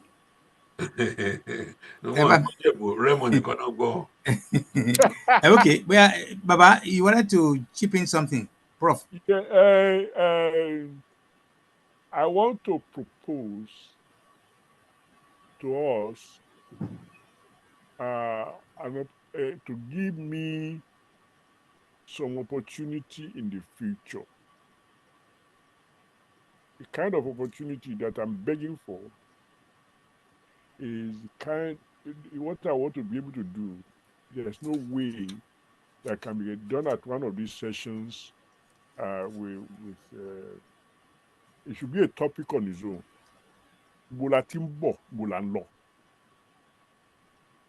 We keep asking the same set of questions, and some of them we keep giving the same answers. And by the time we get to that, the same question that we asked 2 weeks ago comes back. And it seems like we didn't get much of what was explained then. Let me go straight. All human groups created kings all over the damn planet and ascribed to those kings aláṣẹ igbákejì òrìṣà. I'm going to England now. It was in 1215 when King John was the king of England that people put pressure on him to convene a conference in Runnymede. That's where the Magna Carta was born. Magna Carta was the beginning of taking power away from the king and trying to share it with the people. If you look in your British history, you will see something called the divine right of kings. But Ọlọ́run ló fún ọba láṣẹ. Therefore, kábíyèsí. Please, Google divine right of kings. I've just done it. And that's where the king derived his power. And that's what power was being diluted through the Stuarts kings until even when everything they did was satisfactory, it took Oliver Cromwell to kill the near absolutism of kingly power. The divine right of kings says rebellion is the worst of all political crimes. It was claimed in Britain by the early Stuart kings and also associated with the absolutism of Louis XIV of France. Ẹ mọ́ gbàgbé ìyẹn now. Kì í ṣàwa nìkan la ní aláṣẹ kejì òrìṣà, kì í ṣàwa nìkan la ní kábíyèsí. Gbogbo ayé ló ní, it was at the primitive level of human development that the king was absolute. Now, the power to implement, ó yàtọ̀. It was the British people themselves who bankrupted absolute king, starting from at least 1215 with Magna Carta. but later on totally sacked by Oliver Cromwell, who killed the king and took over the parliament and ruled England by himself practically until he died. But frankly speaking, Parliament has never been the same because Parliament now, I mean, the Act of Settlement, no, not Act of Settlement, yes, Act of Settlement 1701. The Act of Settlement says the crown shall belong to the most excellent Princess Sophia and the heirs of our body being Protestant. But no king or queen in England had absolute power after that. And my high school teacher was an Englishman. This is one of the things he said, that the king or the monarch reigns now. He doesn't rule. But I want the problem we have is not that the king is permanent or not permanent. It's who makes the decision. I will not make a decision but to change ìjọba wọn sí yóò jẹ kábíyèsí mọ́. Àwọn ló ṣe fúnra wọn. Àwa kọ́ ló ṣe fúnra wa. Táwa náà bá dé stage tá a bá wà autonomous. Níjọ́ tá a bá dé stage a rò pé eléyìí ti tó afẹ́sọ nìkan mi ọwọ́ ara wa la fi máa ṣe. Kì í ṣe pé nìkan máa impose ẹ̀ lé wa lórí. That's the difference between imperialism and autonomy. Autonomy láàní, mi ò sọ pé ọba is permanent good structure. I don't know that. But you go to Japan, Emperor Hirohito, kábíyèsí ni until 1945.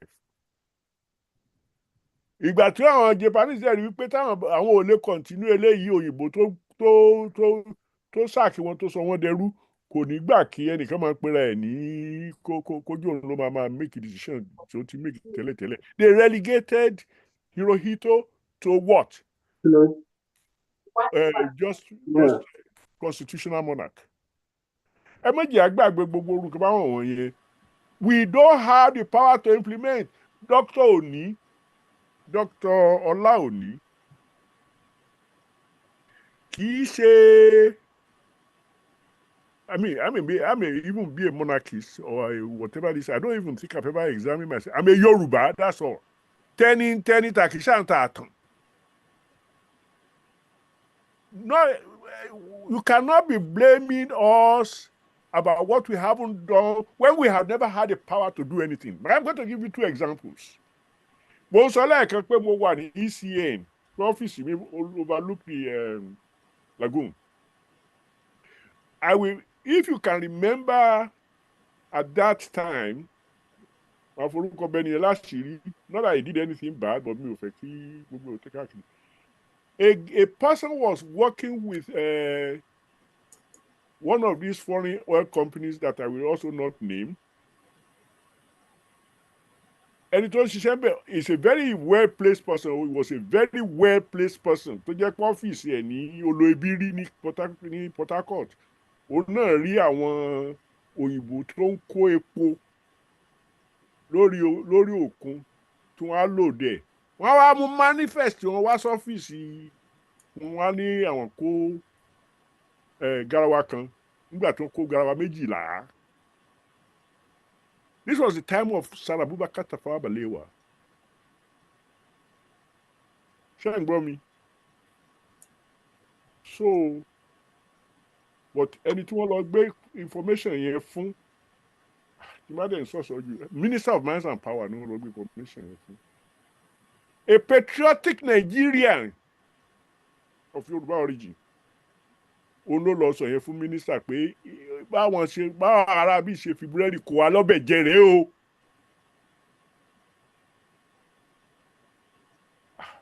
Ìyẹn ní thank you. Ó dẹ̀ gba document yẹn lọ́wọ́ ẹ̀. Ó lọ. Within 3 months, wọ́n ti lé ẹnìyẹn kúrò ní ilé epo tó ti ṣiṣẹ́ ní Port Harcourt.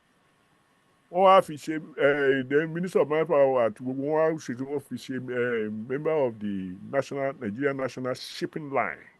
Tí n bá sọ̀rọ̀ jẹ́ múlùú ẹ̀. the power to implement ò sí ń bẹ̀. Ẹni yẹn ti ṣe iṣẹ́ tó yẹ kí Patriot tó ṣe. But tẹ́ tó lọ gbéṣẹ́ fún ara àwọn collaborators pẹ̀lú ìjọba ìkíní ni báwo ni Minister of Mines and Power ṣe di collaborator. Ẹ má gbàgbé pé àwọn Fúlàní yẹn náà ni wọ́n lò láti kó wa lẹ́rú. Kì í ṣe pé àwọn òyìnbó ń wọnú ilé lọ Nàìjíríà lọ gbá lọ àwọn lọ kó ẹrú. Àwọn Fúlàní tí wọ́n ti mọ̀ since the time of the Arab invasion of Spain, ó ní wọ́n ṣe favour wọn, wọ́n ti mọ̀ wọ́n. Wọ́n dẹ̀ ní a slight relationship pẹ̀lú wọn in terms of physiognomy. Ó ló ṣe jẹ́ kí wọ́n prefer àwọn sáwà yòókù in the way they rule these so-called colonies. They are the same in Uganda. They don't call them Fulani, but ẹ máa rí oríṣiríṣi traces bẹ́ẹ̀ yẹn. But ibi tí mò ń lọ ni pé the power to implement has never been with us. The power to even drink water when we want has not been with us. So how do you blame us for not doing what we don't have the power, what we've never had the power to do? We don't even have the instrumentation for thinking. We are schooled but not educated. We don't seem to appreciate the extreme depth of our problem. So we blame the problem, blaming the victim has become a tradition among the so-called elite. I think we should be careful. And what am I saying all of this for? I'm saying it because I may also be guilty. I'm probably guilty in many respects of some of these things myself. All I want us to do is to collectively join our hands to open one another's eyes.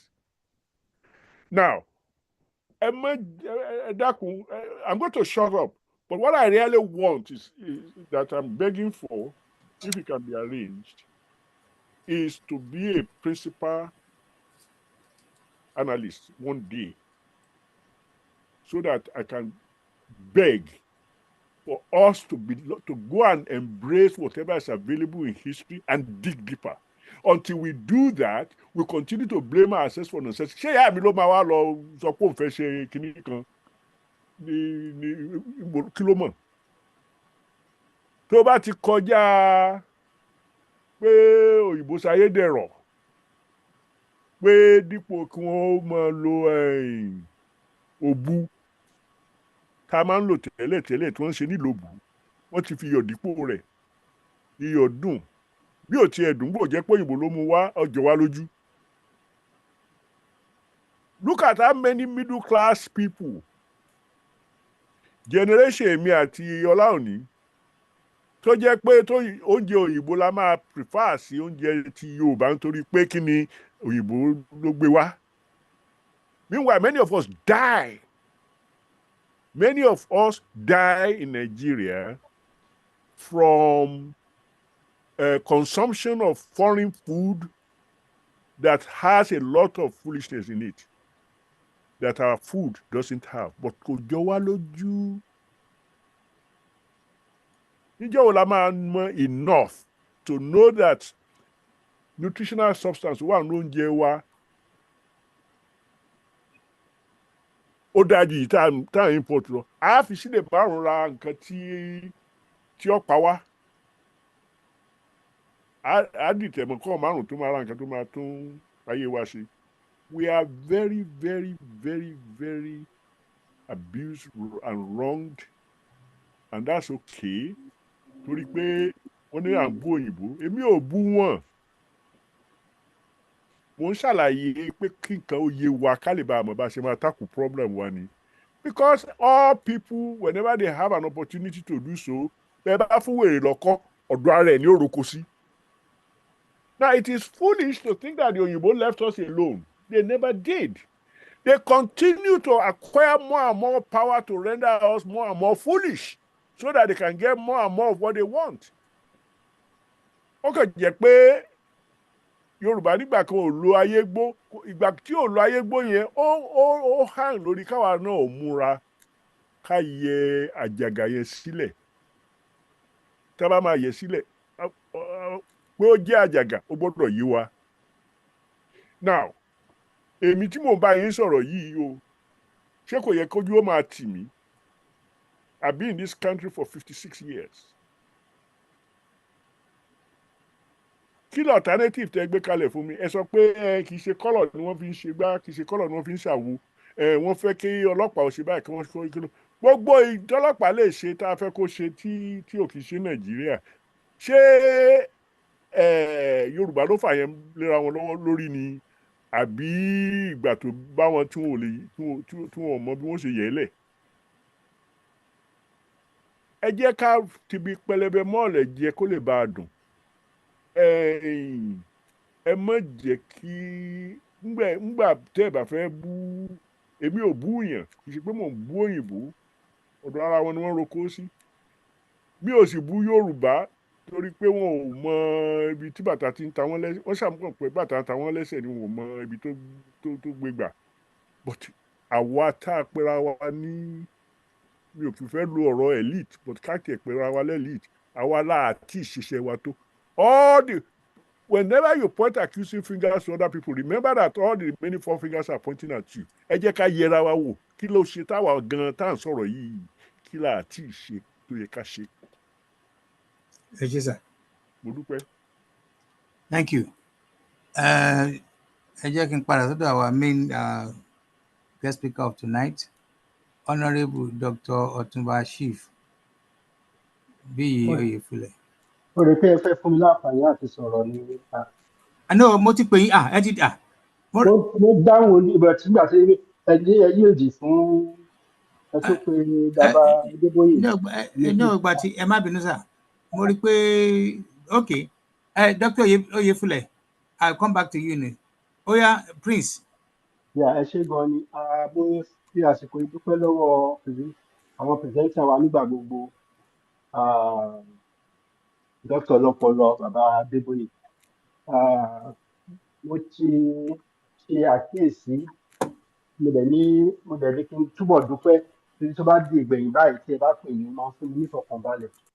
Ó dàbẹ̀ ni pé egun tó bá kọ́kọ́ jó lágbo ìran ló wá wò. Ọ̀pọ̀lọpọ̀ ìgbà ni mo fẹ́ gbìyànjú láti fi wòran yẹn gan. Àwọn àgbékalẹ̀ tí a gbé kalẹ̀ ọ̀rọ̀ tí à ń gbé sọ níbi ká ṣìwé wò ká ó dàbẹ̀ ní pé àwọn nǹkan bẹ́ẹ̀ yẹn mi ò fi taratara nífẹ̀ẹ́ sí láti máa ṣe. So gẹ́gẹ́ bí problem tí mo rí mọ̀ pé a ní àárín wa láwùjọ wa láti ìgbà tí aláyé ti dáyé. Tí a bá ní ajá wa fẹ́ fi odindi ọdún 3 gbó gẹ́gẹ́ bí mo ṣe máa ń gbà wo ni a fẹ́ bẹ̀rẹ̀ sí ní ṣòro fún aya ọlọ́máṣíwá ní wèrè. Bàbá Bánkọ́lé ti sọ àwọn ọ̀rọ̀ kan tí mo ní ìfẹ́ sí wípé tí irú èèyàn bíi president Burkina Faso ọmọ 35 years or whatever year he is tí ó bá lè ṣe àgbéṣe tí ó gbéṣe sìn àpéjọpọ̀ gbogbo àwọn tá à ń sọ̀rọ̀ ń bí báyìí I think he can do better if we are talking of somebody that will establish a leadership that we really want. Awareness mo feel wípé a gbọ́dọ̀ create láì máa sọ wípé ká máa nàka sí lágbájá yìí tó máa ṣe lè fún wa tàmẹ̀dì tó máa ṣe lè.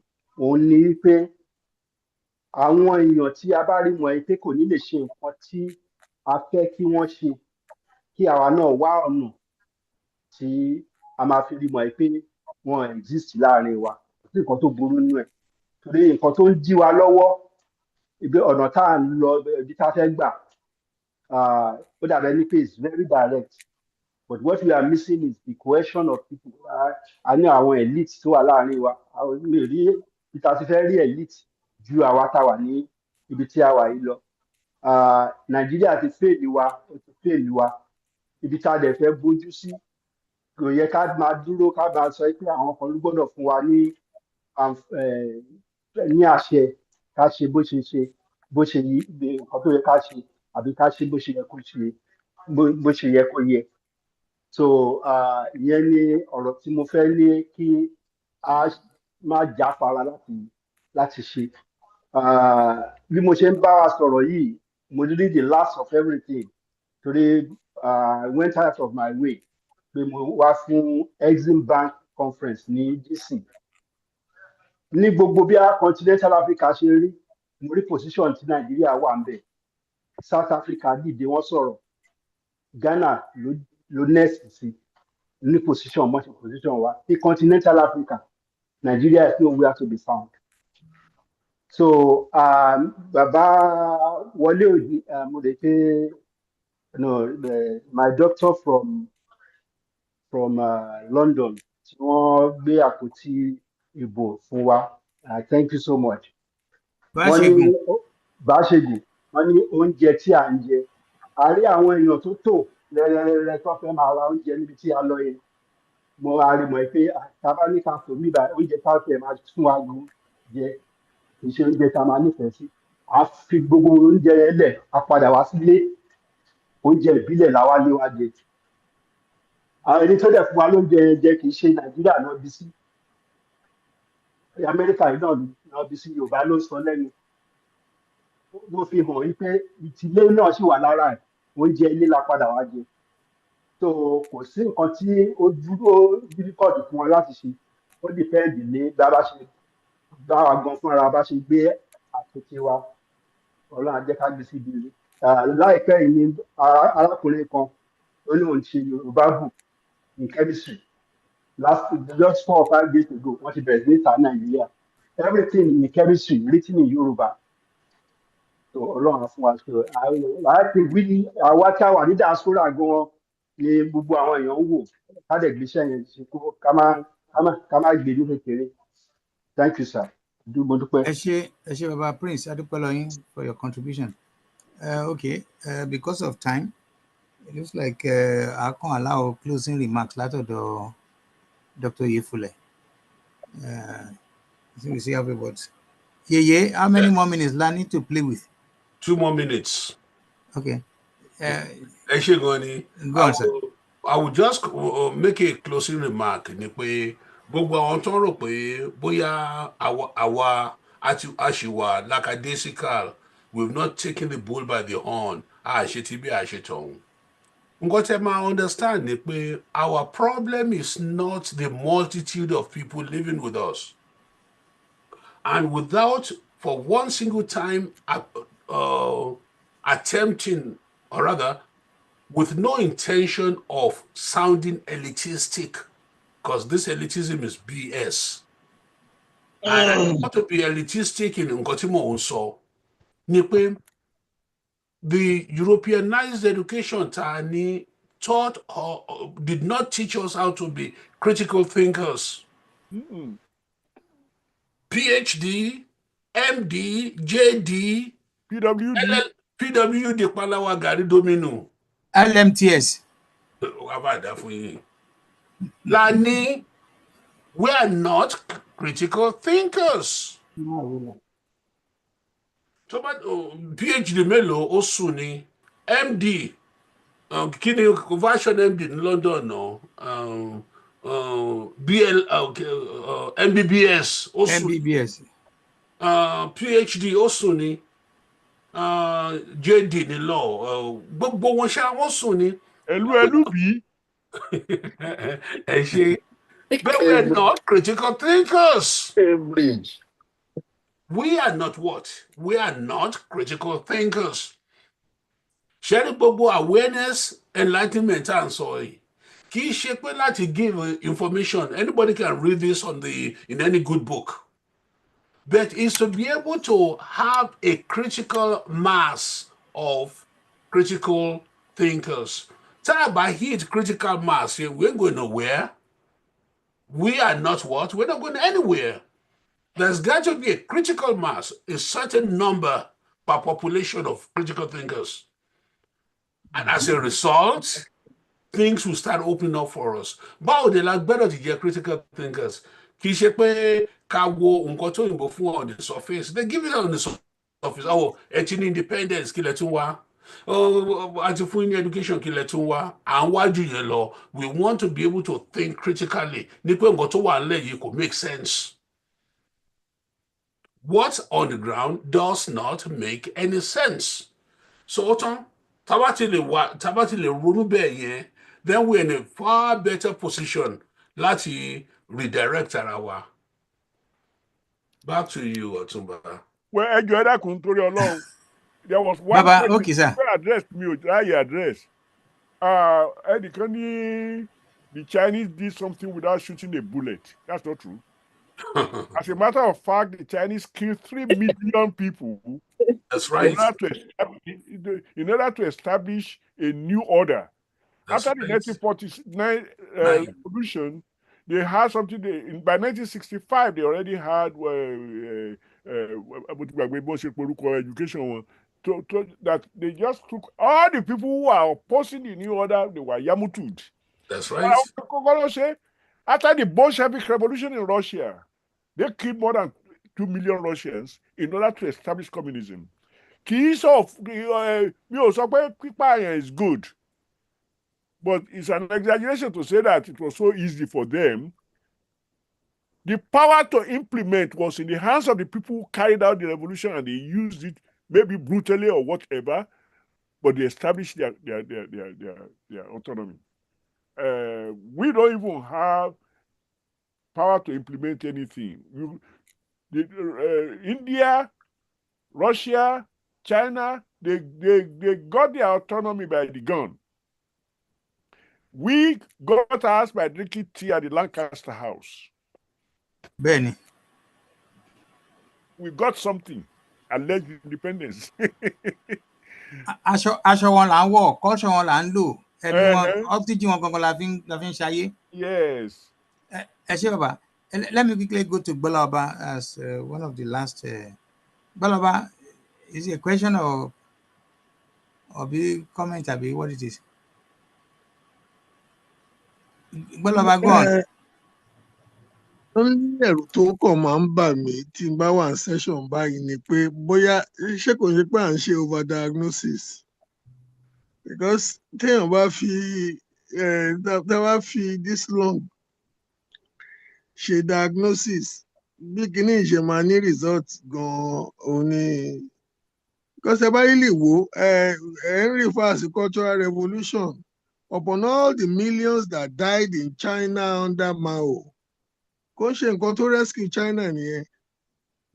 In fact, àwọn tó suffer under the cultural revolution, Deng Xiaoping, bàbá incumbent, bàbá Xi, àwọn eventually ló turn case China around, and they realized one thing tí Nigeria yìí ń waste, and tí most of us Nigerian intellectuals and leaders yìí ń waste. And that is why some of us must speak to the issue of Nigeria even above Yoruba land. That is population. They realized because of your population, some selfish idiots will want to come to your market to sell their products. Now, ìwọ náà máa wá ní game plan tó bá ti ń fẹ́ wá ta ọjà wọn. Wà á ní game plan to give them conditions pé tó bá fẹ́ wá ta ọjà ẹ̀ ń bì, bójá assembly plant ni wà á ní ń bì. Tó bá dẹ̀ ní assembly plant ń bì, àwọn èèyàn wa wọ́n láti máa ṣe tí China fi copy technology nìyẹn. Not as if pé gbogbo tá à ń sọ is still less than 50 years. Gbogbo àwa tá wà ń bì láti dàgbà. Nígbà tá a rí turn around China, àtẹ̀yìn ọ̀bá ń ṣe mo ti ó kéré jù ú sí tí mo ti ń ka economics magazine every week tí mi fail. It's 24 years going to 25 years now. So I think I know a bit of pé tí n bá tiẹ̀ ní mọ gbogbo òlu títí kíní báyìí ń dísà tí India báyìí ń dísà, because they are getting it right, they are missing it because of liberal democracy. At least in China, I return around here. But you know what? They know fundamentally what they have, the advantage of population. Apart from the advantage of population, you want to sell in my market, I give you some basic conditions. Okay, èmi náà lè join one trade this thing. So I'm looking at And what they have done locally is train their human capital to be able to catch up. Tí n bá tiẹ̀ fẹ́ jí nǹkan lọ́wọ́ ẹ̀ máa ṣàmọ̀ nǹkan yẹn lò. Ẹ jẹ́ ká kàn tiẹ̀ wò Èkó. We have a situation where àwọn ọmọ tó wá láti east tó wá kọ́ bó ṣe ń tajà lálábà, they are doing far well than àwọn ọmọ wa sìn, because the best àwọn ọmọ wa fẹ́ máa ṣe is ọ̀ráìsà. The best of them máa ṣe is ọ̀ráìsà. Even when àkọ́ṣe pé kíní, at least in the last 10 years, mo ní training schools lẹ́kọ̀ọ́, à ń bẹ̀ wọ́n wá ní wọn ò dẹ̀ need láti sanwó. Mo ní training school tó yẹ pé wọ́n fún wọn stipend. Ọdún kẹrìnlá rẹ̀ tí mo ti wà in training in the greater Lagos area. Ọdún kẹwàá rẹ̀ tí mo ti ń gba scholarship. A ní fundamental problem tó ju gbogbo òyìnbó tà ń sọ yìí lọ. We may not know. Ẹ jẹ́ kí n dúró ń bí sà. Okay. Baba, go on, respond sí nǹkan tí Bọ́lá bá sọ. The basic thing tí à ń sọ ṣe là ń cross ara wa. Àwọn Ìgbò tó wá kọ́ bí wọ́n ṣe ń tajà lálábà, Ìgbò ni wọ́n ti rí owó tí wọ́n fi ra nǹkan tí wọ́n ń tà. Ẹ jẹ́ ká examine yẹn náà. Many of the state governments tó wà ní Eastern region ló ń finance àwọn ọmọ yẹn láti lọ because wọ́n fẹ́ gba ẹ̀kọ́, wọ́n dẹ̀ ń kọ́ sílẹ̀, wọ́n tiẹ̀ ti sọ lẹ́nu jọ́ mẹ́ta yìí pé àfi táwọn bá gba ẹ̀kọ́ àwọn alẹ́. I mean, meanwhile, kò sí irú resource bẹ́ẹ̀ yẹn fáwọn ọmọ wa láti lò. Kò sẹ́ni tó fẹ́ ya akúrì náà. Àwọn tí ẹ sọ pé Deng Xiaoping, who was passed through cultural revolution, ló ṣe wá change around, of course, but I don't protect China gbogbo ìgbà tí ó ń study nǹkan tó máa ṣe. And in any case, nothing lasts forever. So after 30 years of cultural revolution, tí wọ́n ti kọ́ àwọn èèyàn wọn on how to be autonomous, one or two of Deng Xiaoping can then come out and say, well, ẹ jẹ́ ká gba bí lọ. Àwọn náà dẹ̀ ṣerú ẹ̀, but we must have power to implement. China, Mao Zedong and life provided opportunity for China to grow from within. And why were they able to do it? They used power, force to get some autonomy for China to start with. China, and I tell you why. A guy was in here who was working the American nuclear energy, atomic energy, whatever sites, don't think create a nuclear bomb. Check bombing. Oh yeah, kí n sọ lẹ́yìn Yorùbá. Ngo bá lọ bí iṣẹ́, àwọn American bí a máa pè Chinese ni o. Ibi ló lẹ̀ ti lọ sí school. Wọ́n ní, hey, hello, ton. Ó ṣàfi ṣe ẹ̀yẹ lójoojúmọ́. Ó dẹ̀ fara mọ́ for a while. Bó dáàrọ̀ ọjọ́ kan ó níbi kan ṣá wà tí wọ́n ò ti nípò onítàn kẹ́ mọ́. Ó bá kẹ́rù ẹ̀ lọ sí China.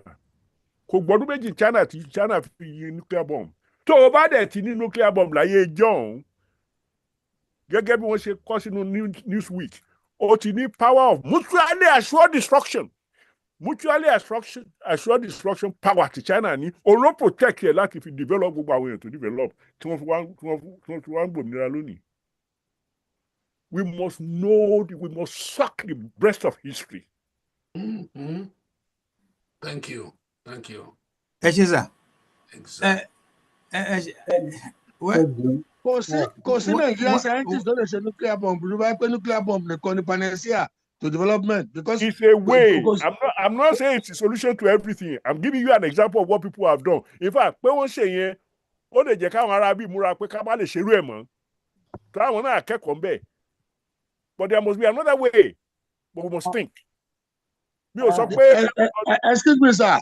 The most effective way to established over history and anywhere in the world is the human capital development. Human capital development. People who don't have skills, people who don't have skills don't build value.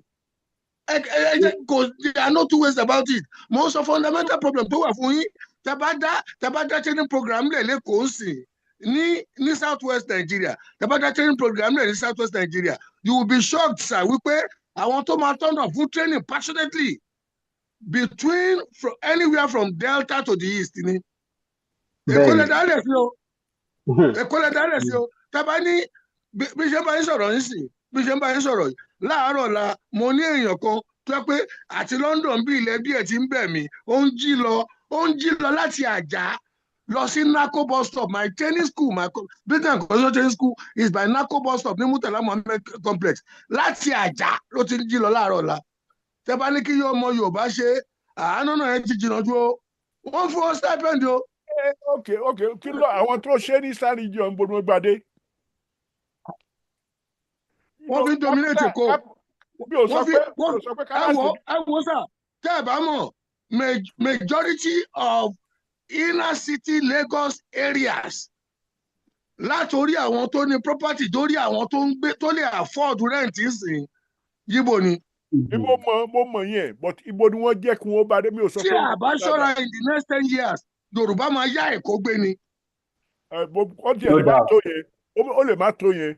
Ibi tí mò ń bá a lọ ni pé báwo ni nígbà tí Ìgbò bá gbalẹ̀ lọ́wọ́ wa tí Fúlàní gbalẹ̀ lọ́wọ́ wa, ibo ni wọ́n máa jẹ́ kí wọ́n gbé dé. Mi ò sọ pé kí Yorùbá má ṣe bẹ́ẹ̀. I want Yorùbá to do whatever we have to do, and I'm working on that, and I'm a worker in that vineyard. Mi ò kàn ní pariwo ara mi ni. But what I'm saying is, if you don't study a problem fully and completely, you will be solving pieces of it. Tó dàbí àwọn afọ́jú mẹ́wàá tó fọwọ́ kan erin yẹn is whatever part of it they are touching. I'm not saying the part they are touching is not erin. I'm saying let us touch all parts so that we will know the erin completely. Adele Olotu. Yes. Adele Olotu. Yes, sir. Ẹ jọ̀ọ́, ṣé rí ohun tó ṣẹlẹ̀ yìí, ilẹ̀ Yorùbá, àwọn ọmọ Yorùbá, wọ́n ya ọ̀lẹ láti ilẹ̀ wá. Yorùbá kì í ṣe ọ̀lẹ láti ilẹ̀ wá. Ṣé rí ìgbà tí àwa ń dàgbà, there was passion to make something out of our lives. Àwọn wo la dẹ̀ ń wò, àwọn tó wà níwájú wa là ń wò ńgbà yẹn. I mean, kí ló mú Awólọ́wọ̀ dá ẹ̀kọ́ ọ̀fẹ́ lẹ̀? Kí ló mú kó ẹ̀kọ́ ọ̀fẹ́ kó succeed kó wà successful ní Southwest? Torí pé àwọn èèyàn rí i pé ẹ̀kọ́ dáa, ó yẹ ká kọ́ ẹ̀kọ́. But given time, àwọn èèyàn bastardize values wa nílẹ̀ Yorùbá, ìyẹn ló bà nǹkan jẹ́. Àwọn olóṣèlú wa àti àwọn olówó wa, àwọn elite wa gbogbo, wọ́n bà nǹkan jẹ́ nílẹ̀ Yorùbá. Ìyẹn ló fa tó wà nílẹ̀ yìí tó di pé tẹ́ bá dá school lẹ̀, ọmọ Yorùbá ò fẹ́ lọ. Even kẹ́ fún ọ ní stipend, ó gbà kó ló máa ṣe yẹsà, kó ló máa ṣe emergency contractor, kó máa ṣe ọmọlẹ́yìn politician káàkiri. Kó máa wọ̀kadà. Yeah. All right, sir. You see, so gbogbo nǹkan wọ̀nyí láti kó kúrò nílẹ̀ tá a bá fẹ́ kílẹ̀ wa lọ dáadáa. Ṣé ọ̀kadà jẹ́ very good means? How many times lẹ́yìn wọ ọ̀kadà rí ní ìlú ọba níbi tẹ́wà Adele Olotu? Ẹ̀mejì. How many times fẹ́ wọ̀ rí? Ẹ̀mejì. No ẹ̀sùn tó ń wà náà. Ayé ò tí ẹ yọ kò sọ́kadà ń bí sà. Ní Canada kò sọ́kadà. I mean, ọ̀kadà is not a means of transportation nílùú tó níláárí. Kẹ̀kẹ́ napep gan is not a means of transportation nílùú tó níláárí. Ẹ jẹ́ ká ṣe nǹkan wa bó ṣe yẹ kó rí. You know, báwọn ọmọ tá ń kó síta tó lọ gun kẹ̀kẹ́, ẹlòmíì kò tí ì pé 40, ó ti kán lẹ́sẹ̀, kò wúlò mọ́ nílé ayé ẹ̀. There are many of them like that in Nigeria today. Nílẹ̀ Yorùbá ló dẹ̀ pọ̀ sí. So ó yẹ ká rethink. Gẹ́gẹ́ bí mo understand tí alàgbà Gbọ́lá láti ṣe ìlú ọba náà wà bí Nàìjíríà bí UK ìlú ọba àwọn aráàlú ọba. Mo understand in terms of, but iṣẹ́ pọ̀ fún wa láti ṣe. Ìyẹn lèmi ṣe máa ń sọ nígbà gbogbo tá a bá ń sọ̀rọ̀ yìí. Kò sí bá a ṣe fẹ́ tún Nàìjíríà ṣe táwọn olóṣèlú wò ní lọ́wọ́ ń bẹ̀. Ẹ má jẹ́ àmì ilẹ̀ Yorùbá. Kò sí bá a ṣe fẹ́ ṣe torí àwọn náà lówó lọ́wọ́.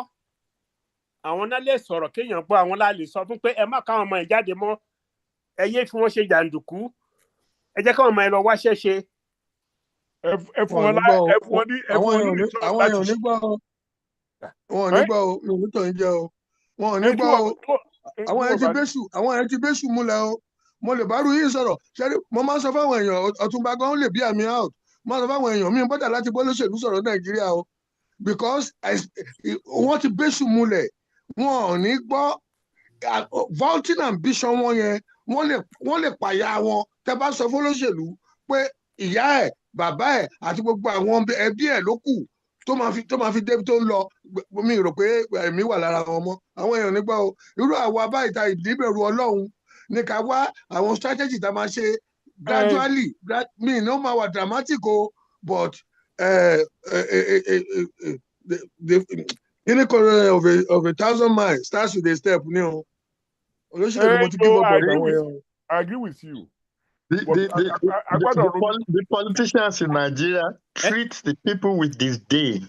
Yeah, exactly. And ó ṣẹ̀ṣẹ̀ bẹ̀rẹ̀ ní ìgbà ayé Awólọ́wọ̀. Ìgbà ayé Awólọ́wọ̀ kò rí bẹ́ẹ̀ yẹn. Wọ́n ní farm settlement. Wọ́n ní Fáṣọlá. Wọ́n ní gbogbo nǹkan táwọn ọmọdé ń lọ àwọn ọmọ from 17 to 20. Nígbà yẹn. Iṣẹ́ army lẹ rí yẹn.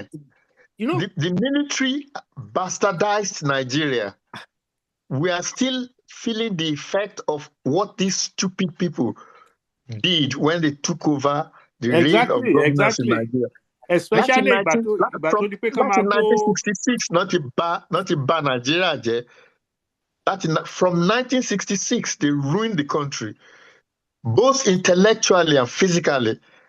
And it is not possible to recover from it. That's why Nigeria needs to break up. It is not possible to recover from what these people do. Not for any constitution. Then the government of Obasanjo was elected in February. There was no constitution until May. That is, I mean, you can see there was no constitution. There was no constitution until he assumed office. Then àwọn èèyàn rí constitution yẹn tó máa govern wọn. So contemptuous of the people. They are. Èmi ò rí bá a ṣe lè sọ pé àwọn máa discuss pẹ̀lú politician. I cannot see their value. And in any case, what mandate do they? Èèyàn mélòó ló ń dìbò fún wọn? Kì í ṣe àwọn tó ń dìbò fún wọn là ń sọ yìí, bẹ̀tẹ̀ àwọn tó ń bà láyé jẹ́ là ń sọ. Àwọn ọmọ tó ń tẹ̀lé wọn káàkiri. I'm talking about their power. Oh, okay. There's an assumption that these people have some kind of political power. That, you know, without power, what power do they have? How do you spell power? Sherry, one need power, but one power to implement is in their hand. One representation, one represent you. But one need power. But the power to implement is in their hand. One need power. On top of fashion, Sheba Nanda on my lorry rule. On lorry rule now. Every 6 months or so, one go off still for one I both for one I can for one. Increase the value. You know? Every 4 years, someone increase value on to don't need exactly. Somebody fed the bone, I go live for one, I shall for one, I shall be, I mean, hello, me, I shall be to needle, go money won't buy. Somebody Yaoria will lose it, one see. The problem is so deep. Any problem, let you go. Was situation an average agbero to maybe 250,000 a week, a month in it. You shall live from the bad job. Yeah, and Adele Lotu, said Otto to my shell, a town will lose Luan she, Emma Bossa, Otto Shata will lose Luan, and will tell you market here. Ibata Koberry or Janye, Ibate me one lady wise in the early 70s or late 70s. Ìyàwó ẹ̀gbọ́n mi ní shop nbe àwọn Yorùbá ló pọ̀ jù nbe. But ìgbà ton reconstruct it and renovate it. Ton máa gbé síta, ta na gbé fún. Highest bid that gbé fún now. Yeah, because they're asking for 25 million, 30 million. Why tell me ti owó Yorùbá state call structure. Tell me sọ pé highest bidder pé Igbo ló ní highest bidder. They don't do that anywhere. Canada tell you wọn kì í ṣe. Tó bá ṣe nǹkan Canada wọ́n á fi quota ti Canadian sílẹ̀ fún wọn kó tó di pé lómi or the poor people or something kó tó di pé wọ́n wá gbé fẹ́ lómi. Ó yẹ kó jẹ́ pé wọ́n á sọ pé Yorùbá at least 75% ló máa ní tẹ́jú oṣù market.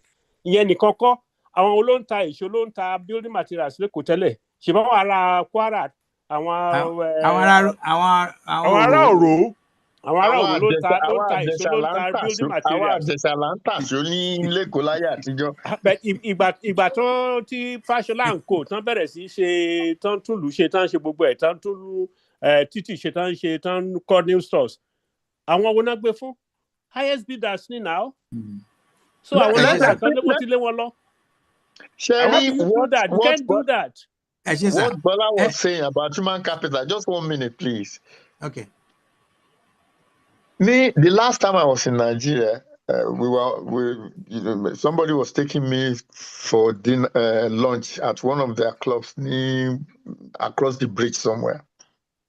And our strapping young men and women want ta orogbo. And I'm sitting in the car wondering, orogbo mélòó ló fẹ́ tà that is going to take you out of poverty. You left your village where you could be doing farming to come to Lagos to come and sell orogbo. And I think it was maybe I don't know, 1,000 naira ni be 10 orogbo. And I'm thinking for myself, èló ló fẹ́, meanwhile, boy, ó lè níyàwó, ó lè bímọ. And the women themselves probably have children. Èló ló fẹ́ tà that is going to feed you, rent you a place in Lagos. Whereas and then, Orita challenge. If you are driving to Ibadan, young men want kini flexi iPhone, charger cable. And I'm asking a low fat and the whole of the area. Kisha the Kolota. Most of the young men that were selling these phone cables. And I'm asking myself, how many of these are you going to sell to be able to not just feed yourself, but provide for the family that you are making? I'm sorry to interrupt you.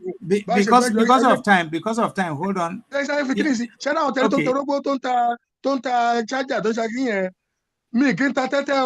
mo lè bet you pé 9 out of 10 tẹ́rí wọ́n ṣe Yorùbá.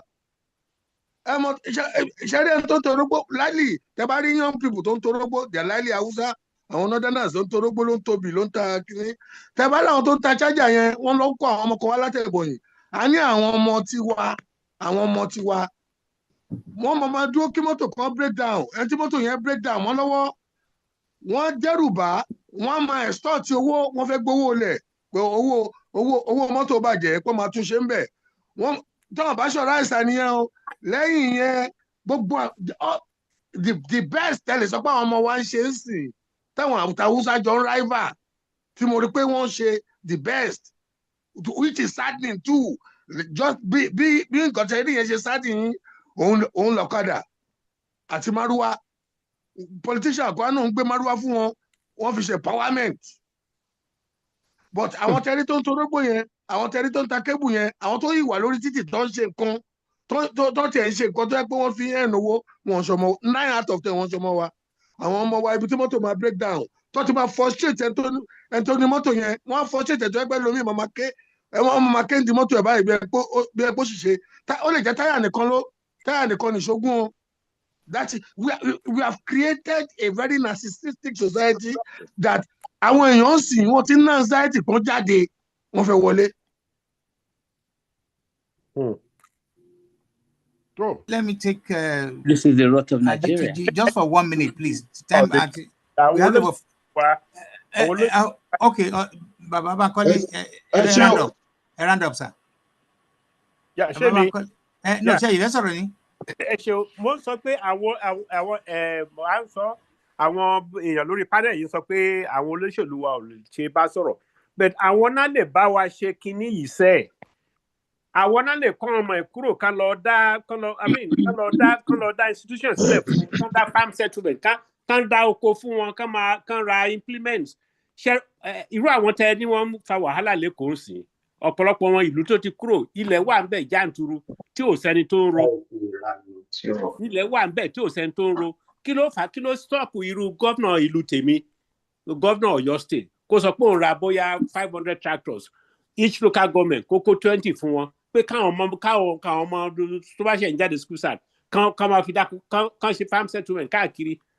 What stops it? Kó dẹ̀ fún ọ ní stipend for the first 2-3 years. What stops it? Àwọn olówó ṣe náà ó dẹ̀ succeed. Bàbá Kọ́lé ẹ má bínú wọ́n prefer kan fi àwọn ọmọ yẹn ṣe backing dog àdúgbò. I mean à ń sọ pa human capital ibi tó ti bẹ̀rẹ̀ nìyí náà ẹ jẹ́ ká wáṣẹ́ fún àwọn ọmọ yìí ṣe ẹ jẹ́ ká wáṣẹ́ fún wọn ṣe. Hello. Adétúnjí. Yes, sir. 1 minute. Ẹ ṣe gan. Time 1 minute. Ẹ ṣe gan. Ẹ ṣe rí nǹkan tẹ́ ẹ start sọ látàárọ̀ ó sọ wà tí nǹkan tí mo mọ̀ ń pa ẹ̀ dáadáa. Mo wà ní secondary school nígbà tí Ajasin débẹ̀ ní tó sọ pé free education and after free education nǹkan tó ń pè ní compulsory education tó yẹ pé tọ́lọ́pàá bá ń lọ ní garage tó bá rí ẹ tó yẹ kó wà ní school wọ́n á gbé ẹ wọ́n á arrest ẹ wọ́n á ìdá kan pépò bí ẹ wà àbí ọmọ school tó ń lọ kán gbé ẹ lọ sí school yẹn. Fast forward wọ́n bẹ̀rẹ̀ sí ṣe so many things ní Ondo state as at that time now Ondo Ekiti state now wọ́n bẹ̀rẹ̀ sí ṣe so many things nígbà yẹn tó jẹ́ pé IITA ó máa ní farm settlement in several secondary schools in Ekiti state and in Ondo state at that time tó jẹ́ pé wọ́n máa ṣe opportunity máa wà fún àwọn youth irú school tí mo ti jáde tó jẹ́ pé àgbàdo tá a bá gbìn tá a bá kó lọ́rì bíi 10 la máa fi ta àgbàdo for almost 3 months la máa fi ta. Now it got to a point tó jẹ́ pé bàbá kan wà bàbá yẹn engineer ni ọmọ Edo state ni is late now.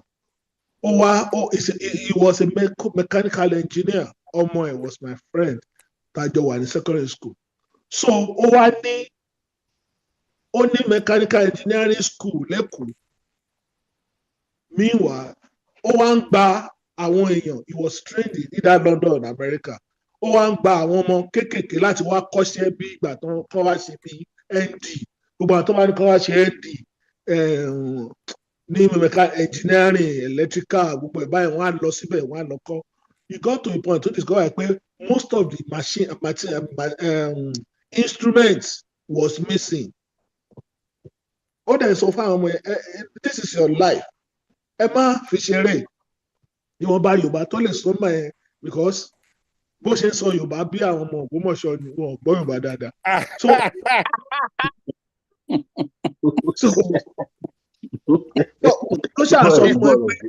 This is your future. For it, my friend.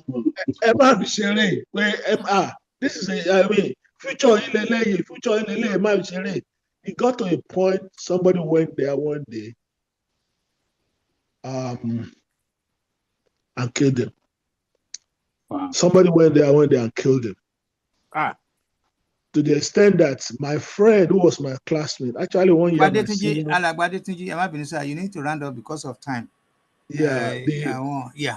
Round up because where I'm going is that there are so many things to get pay àfi ṣerawa to get pay àmọ́ and torí pé àmọ́ yẹn so many things wà tó ti cause wàhálà nílẹ̀ fún àwọn youth láti lè ṣe tó jẹ́ pé torí pé bus conductor opportunity wà làwọn èèyàn ṣe bus conductor right èèyàn lè ṣe bus conductor níbí mi ò rí báwo ṣe lè ṣe but tí ò bá sí opportunity yẹn kí ló ò lè ṣe bus conductor torí pé opportunity wà láti ta obì àbí orógbó lẹ́gbẹ̀ẹ́ títì làwọn èèyàn ṣe tí opportunity yẹn ò bá sí wọn ò ní ṣe. wọ́n náà ń ṣe yẹn London o.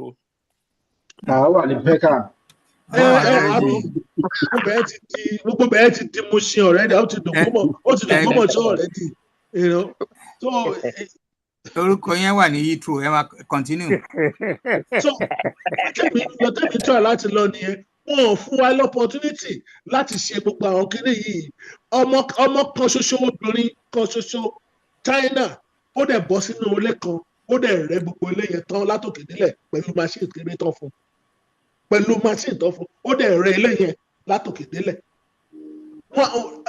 Ọmọbìnrin obìnrin ní ọ̀tẹ̀ bá rí fẹ́lẹ́fẹ́lẹ́ báyìí, ó dẹ̀ máa tú pátáyà trailer, ó dẹ̀ máa tó padà. Because kì í ṣe owó ń ṣe lóṣù ni ló ṣe. Àwa ò ní equipment àdẹ̀ training. Okay. Equipment àdẹ̀ ní training ẹ̀. Equipment wà tó pọ̀ gan tó jẹ́ pé èèyàn lè lò, ó wà nílùú yẹn. Training wà sá o, training wà o, àwọn èèyàn fẹ́ ṣe ni o. Ọ̀túnba lè bí àmì witness. Láti London bí lọ́tún bá ti pè mí, ọmọbìnrin kan fẹ́ kọ́ṣẹ́, she now owns her own business, so automotive mechatronics. Ọdún méjì ló fi kọ́, she now owns her own business. Ní Lekki Ajah axis. Mi lè sọ pé kò ṣe mílíọ̀nìyà báyìí lọ́mọ náà. Àwọn èèyàn ò fẹ́ kọ́ṣẹ́ ní opportunity. Irú ẹ̀yìn gan, mẹ́rin yìí ló ń dá nǹkan lẹ̀ tó fẹ́ fi empower àwọn ọmọ yẹn. Frustration táwọn èèyàn máa ń ní ni pé àwọn èèyàn fẹ́ engage ẹ̀ because àwọn olóṣèlú yẹn wọ́n ti fi owó lé àwọn sí nǹkan tí ò ní lérè fún láìfún wọn. Ohun tí some of us sọ pé olóṣèlú difficult láti bá ṣe kinní nìyẹn. Mọyé ẹ̀yin tẹwà ń bí tẹni programs tó yẹ pé sustainable program tó lè empower and turn around positively lives àwọn èèyàn lé ni. Wọn ò ní jẹ́ kó engage irú yìí báyìí. Ẹ̀rù àti ẹ̀mọ́ bá wọn wá rò pé bóyá ẹ fẹ́ lò wọ́n láti fi compete against àwọn ládùúgbò ni.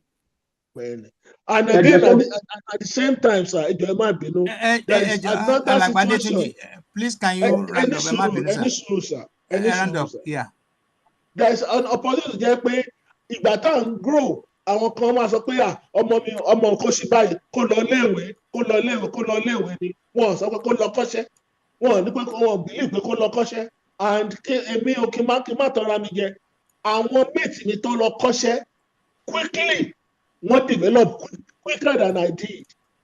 Wọ́n ti kọ́lé, wọ́n ti yẹ́dí àwọn, wọ́n ti bímọ. Mo kàn dé láti Amẹ́ríkà, mo kàn dé gan pé arákùnrin kí ló ṣẹlẹ̀, ó rẹ̀ kọ́ṣẹ́, iṣẹ́ mẹkáníìkì ló kọ́. So wọ́n tailor wa along that line ni. Tó bá tailor àwọn kan along that line, you know, some of them would have been able to do that. Okay. That's all I say. Thank you. Thank you very much for your contribution. Mr. Bola Oba, can you go into the message sent to you? Are you the same Bola Oba of Auto Medics Agidigi Kenya? 100%. Lágbára Ọlọ́run, now Auto Medics Ìlúpéjú, I think trained for the last 14 years. I know More than that. 17,000 mechanics were trained all over Nigeria. Not only all over the federation. Anyway, answer call me lórí mo ti send the message please. Bameto, the last. Ìyàn mi ti ń tutù, ẹ jẹ́ ká parí kìíní kíákíá. Okay, Bameto, ẹ̀yin ló kàn the last. After Bameto, ṣé wàá bẹ̀ sà? I won't be available for any questions after Bameto. Ben, sir, that is the last. Bameto, go on, busy. Okay. Okay. Very final words. Then we have to round up. Pray to Ikokore. Final okay. word. Yes. Final word. Final word. Thank you very much for having listened to this. Dr. Yefule. Bameto service. Bameto service. Bameto ti jí. Àwọn nǹkan tá a máa sọ ń pàpà kì í ṣe bí ìsìn ẹ̀ ó di lórí meeting bí ó yá Bameto 2 minutes. Okay, ẹ ṣe gan. Ṣé rí gbogbo tá a sọ yìí the only way tẹ́mi kàn rí torí bàbá Ògbómọ̀ṣọ́ à ń sọ pé báyìí ni these people àwọn tá ń lò tán fi ń débi tán dé ní ẹ̀ tó rọ̀ náà elect ara wọn they won't let it happen òun lẹ́ńgbọ́n tán sọ yẹn time tí election bá dé wọn á dáṣọ sí wọn lọ́rùn tàbí kán fún wọn ló but orí wọn ti yí débi pé wọn ò mọ̀ pé picture àwọn làwọn ń rà pa yẹn gbogbo tán fún wọn ò mọ̀ pé kò lè láàsì wọn dẹ̀ tó fẹ́ kọ́ṣẹ́ gẹ́gẹ́ bí bàbá Gbọ́lá ṣe ń sọ yẹn most of them you even try to empower them they don't do it so wọn fẹ́ ká develop àwọn ọmọ gan fúnra wọn náà dẹ̀ ní mòròbó wà lọ́wọ́ òbí tóbi bá dẹ̀ tún kàn tán bá gbọ́ náà ni because ìlú yẹn gbogbo a lot of things ni là ń rò pé ó yẹ kó ṣẹlẹ̀ tí ò ṣẹlẹ̀ you can't do it for them if they're not gonna do it wọn ní ṣe bẹ́ẹ̀ bá ní kàn ṣe ṣe gan ṣe bẹ́ẹ̀ yẹn náà sanwó school ẹ̀ tẹ́ pé wọ́n ní lọ sí school tó máa lọ sóòsì káàkiri you be surprised ọmọ tí ẹ̀ ń náwó lórí pé máa lọ school kò dẹ̀ ní lọ sí school á gbowó school á dẹ̀ náà já fi ṣe nǹkan míì tí ò yẹ kó ṣe so we have that problem but how do we solve it tabala ń ṣe individually náà ni àwa tó ń concern wa báyìí ẹ rí i pé most of the people tó wà abroad náà ń ronú nípa kìíní àwọn tó wà ní wọn ò ró lọ bẹ́ẹ̀ yẹn you put money onto them to get things done but they're not gonna do it. Also for literacy. See? I want to appreciate everybody, and especially on behalf of our regular Dr. Osiyemi. We're expecting some serious donation from you. So, thank you very much, all. This special announcement is very, very important. We need to make it. Financing the platform is now becoming seriously desirable. We need support. We need people to continue to donate. We don't want to do any levy, but some of the promises last time. And I remember making an example of Ibadan Wanjan in 1970, 72, 73. Àwọn Igbo tó bá lọ sí gardens of wine akọ̀dínní alóhùn fẹ́ ti Dutch mark là ń ṣe gbà yẹn alóhùn fẹ́ donate 300 Dutch mark, which is a lot of money. Just going. Well, what does that mean? Joe, please, ain't promise please come forward and fulfill and make your promise come true. Thank you. And also, ẹ̀yin tí ọmọ ní Yorùbá ẹ má kó affect ẹ bá délẹ̀ Yorùbá o kó má so ẹ bẹ̀rẹ̀ sí register ọmọ yín pẹ̀lú Yoruba Gbode, so káwọn náà bẹ̀rẹ̀ sí kẹ́kọ̀ọ́. I want to thank okay. Dr. Yefule, say 2 minutes to round up. No, 2 seconds. Thank you, everybody. Sorry. Minutes long, but 2 seconds. Thank you very much. We want to appreciate you. Unfortunately, we couldn't have the second guest speaker today, but be assured, guarantee, hopefully next week, she'll be around to take her position to present her case about colonialism. Then issue of Traore, I got many text messages that when are you going to discuss Burkina Faso? I will discuss that with the main, Yeye. Hopefully, if it's possible next week, we'll talk about him. But we want to say this on behalf of Yoruba Gbode. We want real discussion. I've heard that substantial part of what we have been hearing about Traore is AI generated. I don't know. I've not been there. I've not been to Burkina Faso recently. But we want whoever knows his onions, who knows well, who is well researched about Burkina Faso, what is going on about that young man, get in touch with me or get in touch with Yeye so we can put your details to talk to us next time we meet next Sunday, inshallah. On behalf of Yeye, God bless you all. Amari Rabao. Ẹ̀yin tẹ́ fẹ́ lọ jẹ ìkọ́kọ́rẹ́ àti àwọn Ìjẹ̀ṣà àwa Àwórì oúnjẹ òyìnbó là ń jẹ.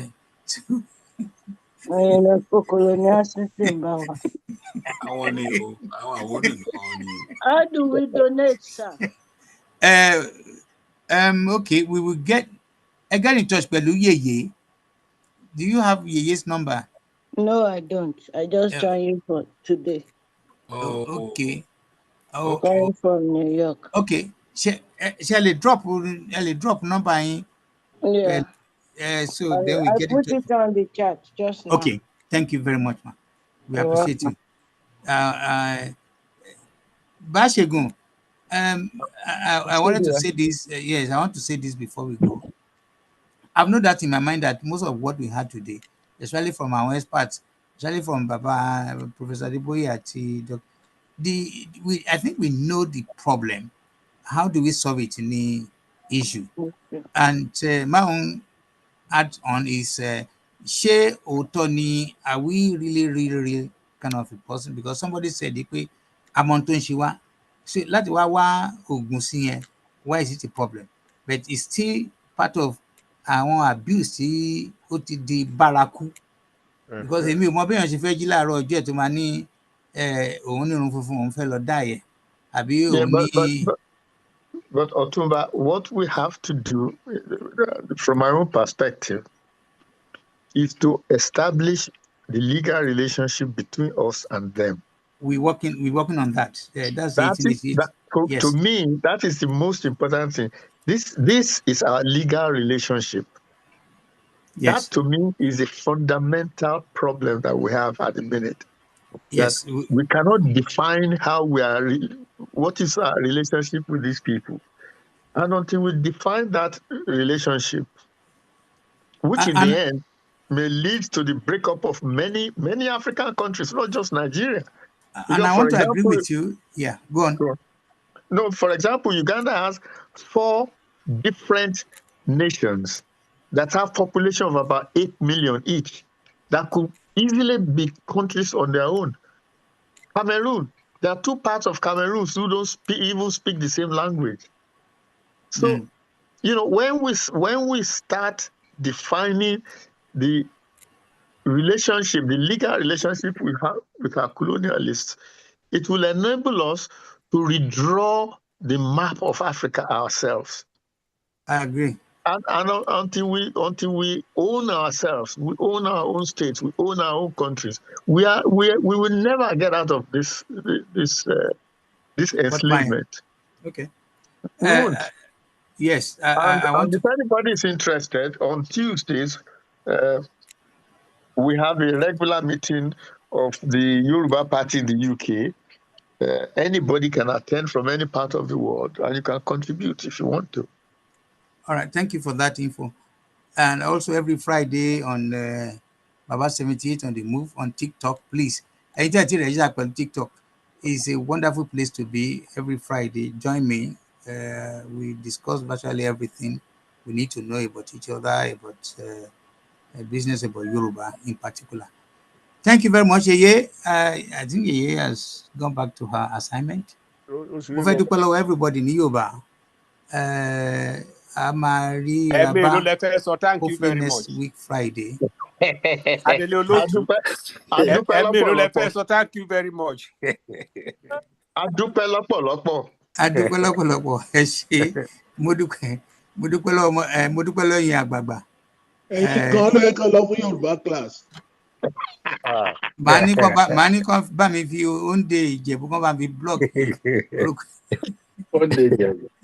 All right. Thank you very much. Ó dáa o. Àwa náà táǹkì yín o. Àwa náà táǹkì yín ẹ kú iṣẹ́ o. Ẹ ṣé Ọ̀túnba, ó dáa. Ẹ ṣé Ọ̀túnba o.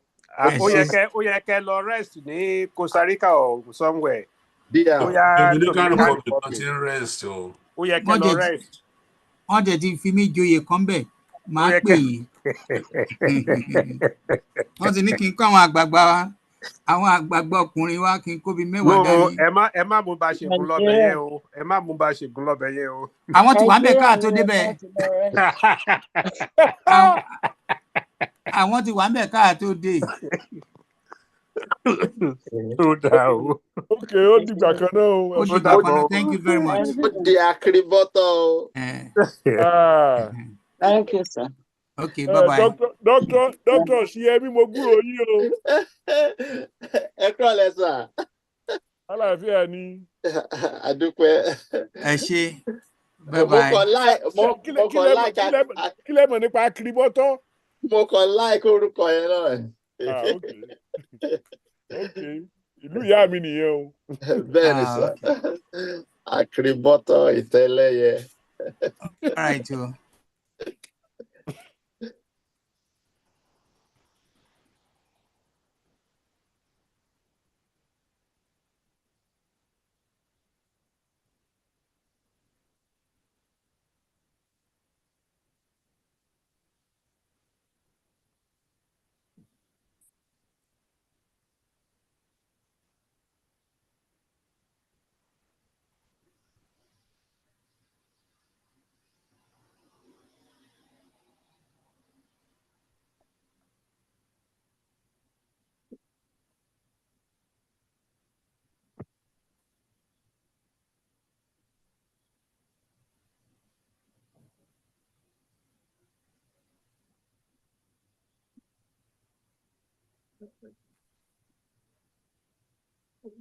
Àkìrìbọ́tọ̀.